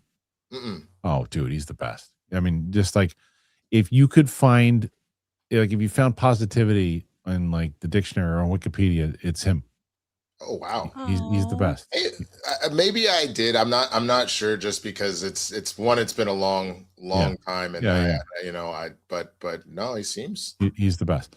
Erigo, did you see the new Netflix trailer for the horror movie Obsession? Looks surprisingly very good and creepy. No, it's called The Horror. I don't know what that is. No. Ryan's 4050. Winston and Chris, have you seen the 1990 Teenage Mutant Ninja Turtle character breakdown from Movie Thrills on YouTube? If not, you'll enjoy it. I still haven't, and I feel bad because somebody asked me to do it a little while ago. So as soon as we get off today, because I got some time before I have to go to work, I will watch it, because I think it's like 10 or 15 minutes. So I'll do that right now. Okay. Yeah, I'll check it out. All right, let's see. Next one. We're at 59. Dark Smirk 1. You get to greenlight the next DCU movie. What and why? I'm actually gonna go with Wonder Woman with Arjona, and then I would do Batman, but I would do Wonder Woman next. Chris, what would you do? I mean, I know no one would like it just as the next film, but I want that Justice League Dark. I want my Zatanna, Etrigan, Constantine mashup. I want all of that, but I don't think you jump right in with that movie, probably, unless you can figure out that kind of Guardians buildup of here's a new team. How do they fit in? Winston, what's your next? I'm going green light. I'm taking that as we've already gotten the idea that Wonder Woman's coming and Batman's coming. So I'm going to say Static Shock, just because it hasn't been done yet. It is a character that people have been clamoring for. I think it opens up a lot of avenues. I would love to see a Static Shock movie. Okay. That's a good pick. Yeah. All right. Go, pal. It's heartbreaking. We Ice and Fire book readers are still stuck at the end of season 5 and have been for 15 years. Yeah, but if you think about it, I kind of understand George R.R. Martin at this point. It's like whatever book he had in his mind, it's always going to be, he's got whatever you think about the series. It's like, if he's writing towards the things that happen in the series, does he take things from the series? That what they did, does he go completely against it? It's like, if I'm him, I'm just going to go to bed on my stack of cash. That's what I'm saying. He got his money. He don't care. Yeah, he's good. How are we doing, Kristian? How close are we? I told you, you're at 62. Oh, okay. Sorry. Yeah. Whoa. I cried like a bitch. Lived it. On what? You're talking about One Piece? Maybe. Cooley High. Have y'all watched the new movie Fights? Love it. I saw a little bit of it. I didn't, but I'm I knew that it was coming because I talked to Deanne a little while ago, and that's nostalgia and done in the right way. Arago, with the whole merger with Paramount, do you think the Teenage Mutant Ninja Turtles Last Ronin will get some life back in it now that they scrapped it before? That's a Winston question. I wish, but no. I think that might be permanently axed, which sucks because that might be outside of like maybe the OG movie and or the OG comic that came out, one of the best Teenage Mutant Ninja Turtles storylines that has ever been created. So I wish they were doing Ronin, but less Ronin, but I don't think it'll happen. What do you think, Chris? I would love, same boat. I didn't read that comic until a couple years ago, and it's incredible. I think if they're smart, they would do this. I think it's one of the most compelling stories that they've done, but I don't feel like they're going to pull the trigger on that anytime soon. Dark Smirk, Conan to parody Irish Vampire at the Oscars. I mean, that's funny. I would put money on that. I would put money on Conan being outside trying to get invited in and doing all sorts of jokes with that. I can see that happening. What's that from? If he doesn't river dance, Sinners. The whole Irish. Okay, got it. Yeah, absolutely. That 100%. Go Pal. I actively hated Chris Elliott's sitcom from the 90s. I remember that. The hate even rubbed off on REM because they used Stand as the theme. I remember that. I don't remember not liking his sitcom, but I remember just never finding him funny. I never got it. I love him in Schitt's Creek. Same. I think he's hilarious in Schitt's Creek, and I liked him in that. There's something about Mary, but yeah, the rest of the stuff, it's fine. Michael D. Look at that. Michael, did you see the Peel? Did you see the thumbnail? Really good. Really good. Great picture. That's amazing. Michael, that was so fast. That's going to be in the Discord, like all over the place. So you guys, I know Chris is part of the Discord, right, Chris? We both are. Yeah. Yeah. Okay. Good. So you'll see that picture will be everywhere. That's amazing. That's really good. I love it. More support. See, PLD, look, when you actually come and you hang out, you're part of the show. PLD hasn't watched the show in like 4 months. Arago.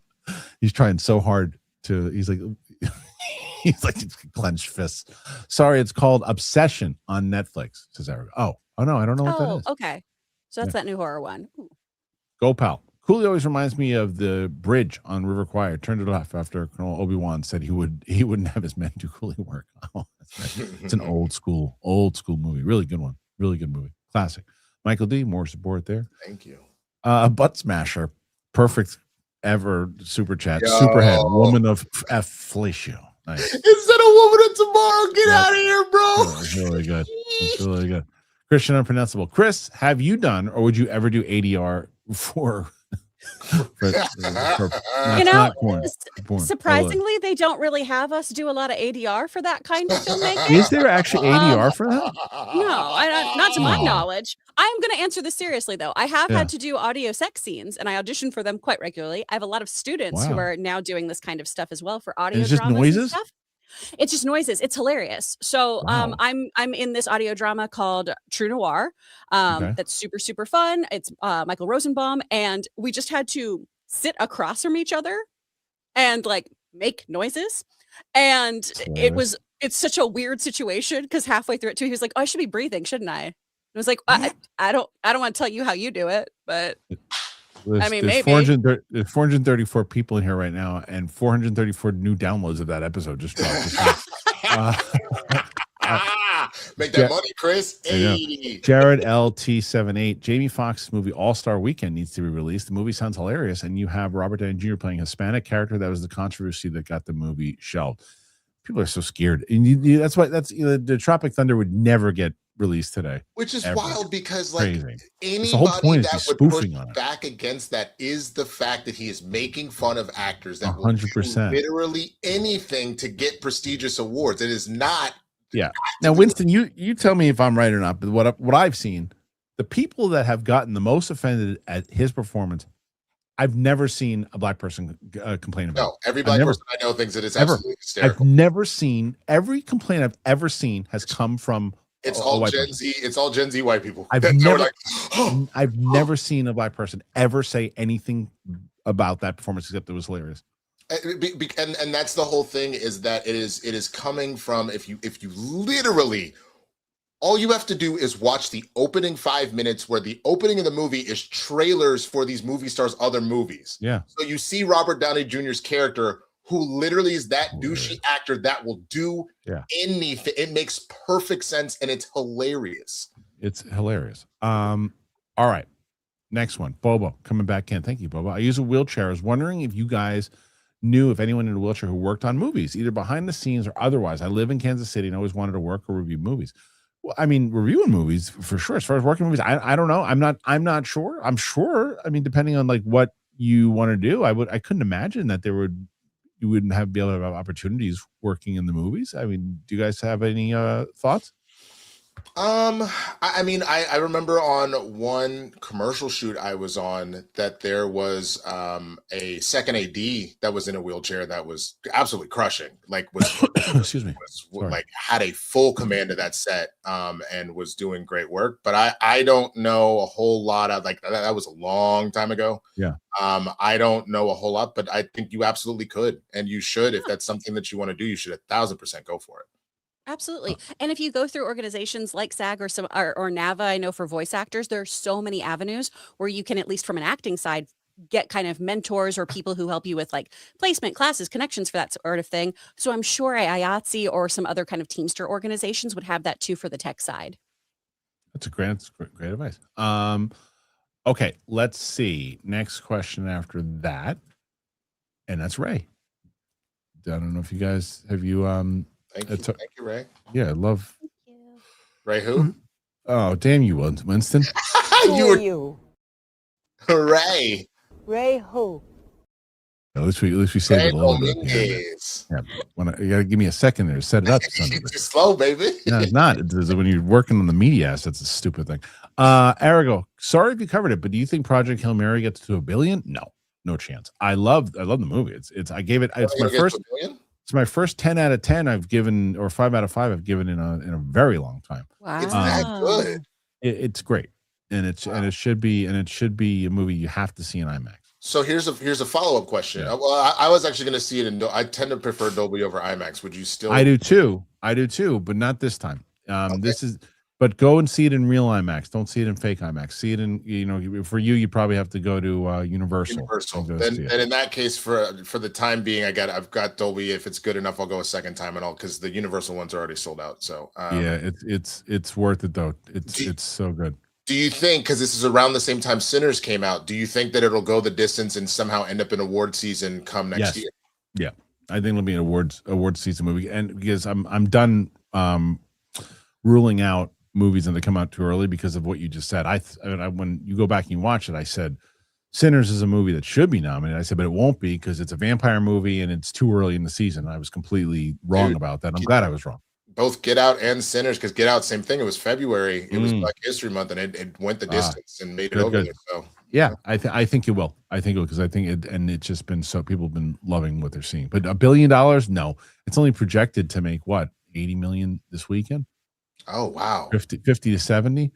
So it's probably just because this is a bad. Oh, it's not this weekend though. You're talking about it's the following weekend. Yeah. Is there anything else going on event wise that is kind of? No, it'll have a couple of weeks, but I mean the movie. I mean, it's not the same audience, but like Super Mario will be the first big huge movie of the year as far as blockbuster goes. It'll probably, like I said, never count out the power of the kids. We're gonna see $1 billion probably for that one. I did listen to True Noir episode. Chris is perfect, says the genius. There you go. There we go. Thanks. And then Ryan's S. Start with Raphael, then Mikey, then Leo. They are really nice breakdowns in the characters and why the 1990 TMNT movie is the best. It's so yeah. I love that. Awesome. Thank you, Ryan. I'm excited to watch that. For the big nerds out there, man, I am also loving the TMNT Magic the Gathering set that came out. I know that Ben Bateman is like huge in Magic the Gathering. Oh, yeah, he's got a really big channel now. He's done himself well. Yeah, but it's been awesome. So I'm loving this TMNT revival going on. Let me ask you guys. Well, Chris, this was after Chris's time. I'm not going to hold this against her, but I'm going to give Winston which Schmodown competitor, and you have time to get this before the chat answers, because I'm going to put you up against the chat. So you're only going to have maybe 5 seconds of back time. So, which Schmodown competitor original theme music was the 1990 Turtle Power song? Bibiani? No. I don't. We'll let the audience. They'll probably get it. They'll probably get it fast. They'll get it. So I'm sure Ed will know it.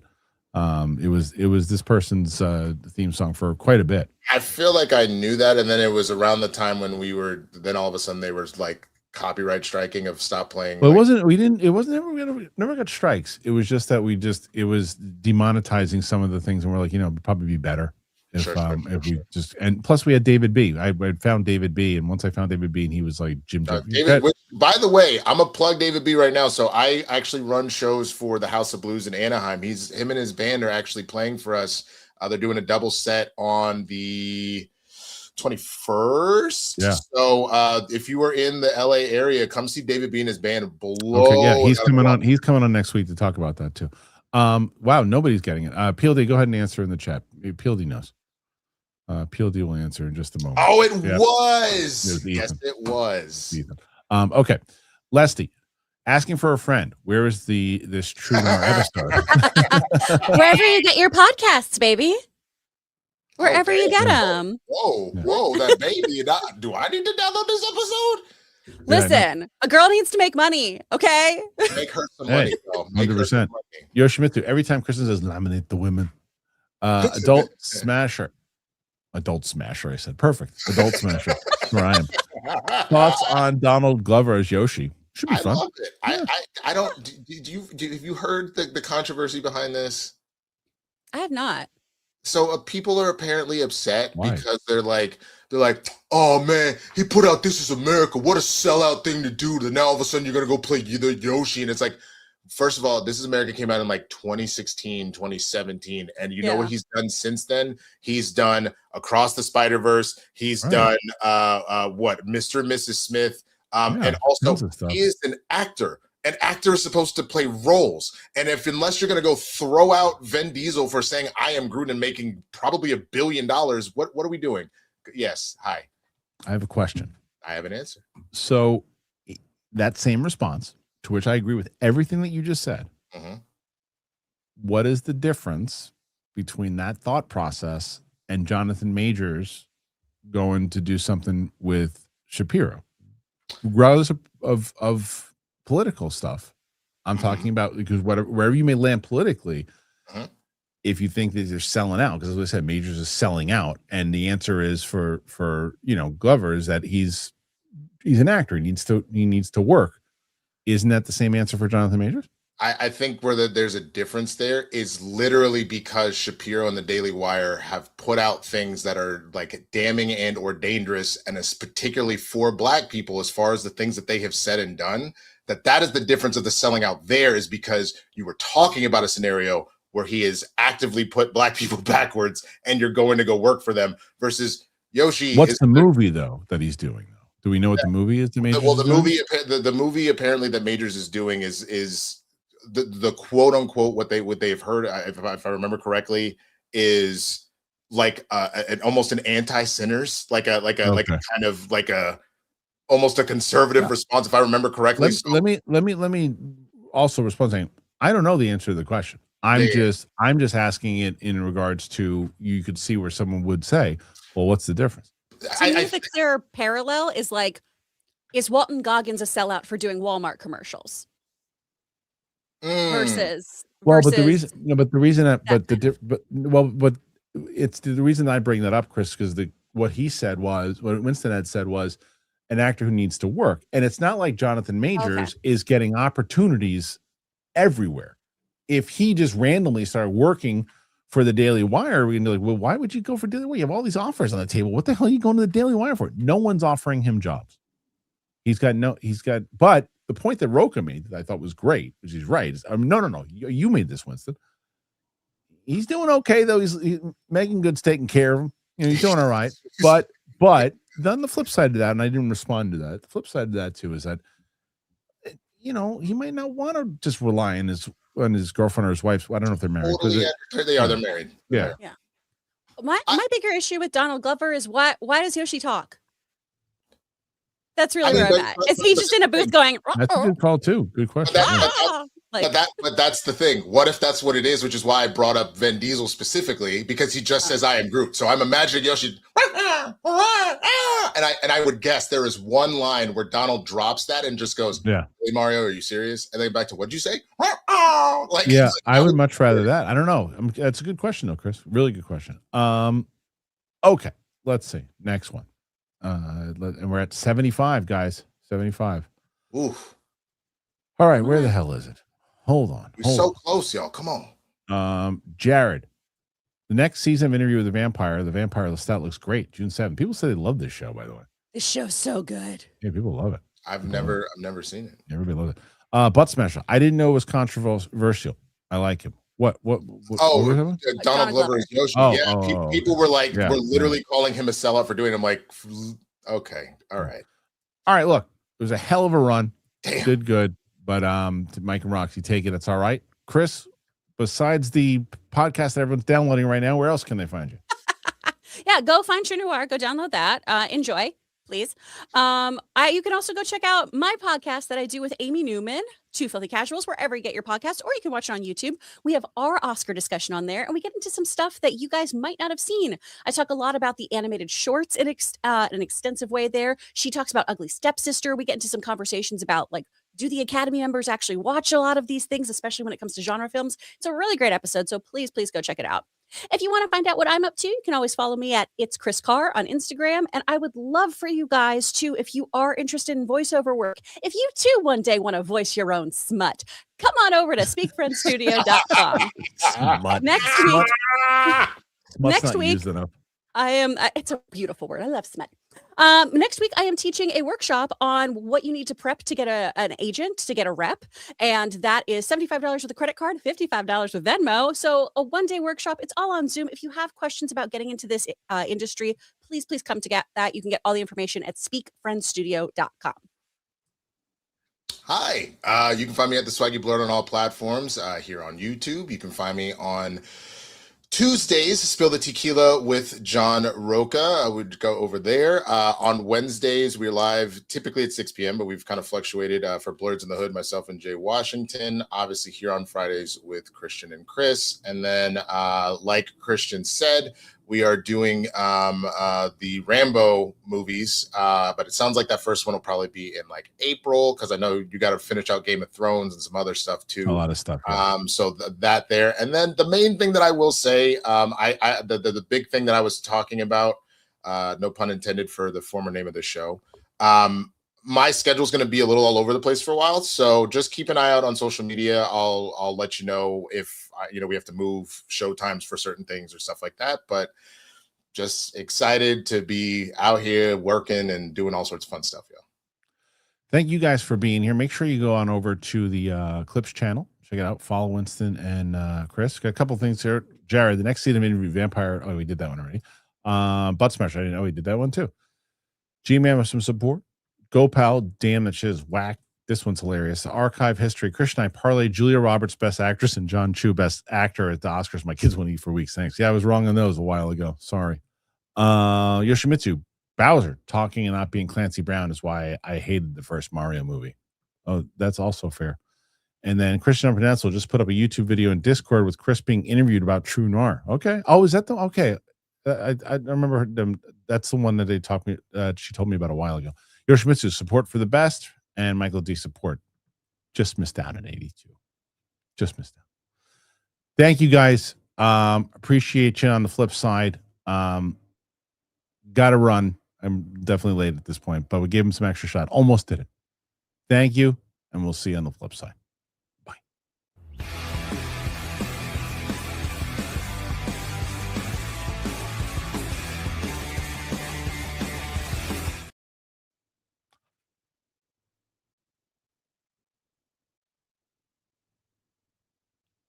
Still live?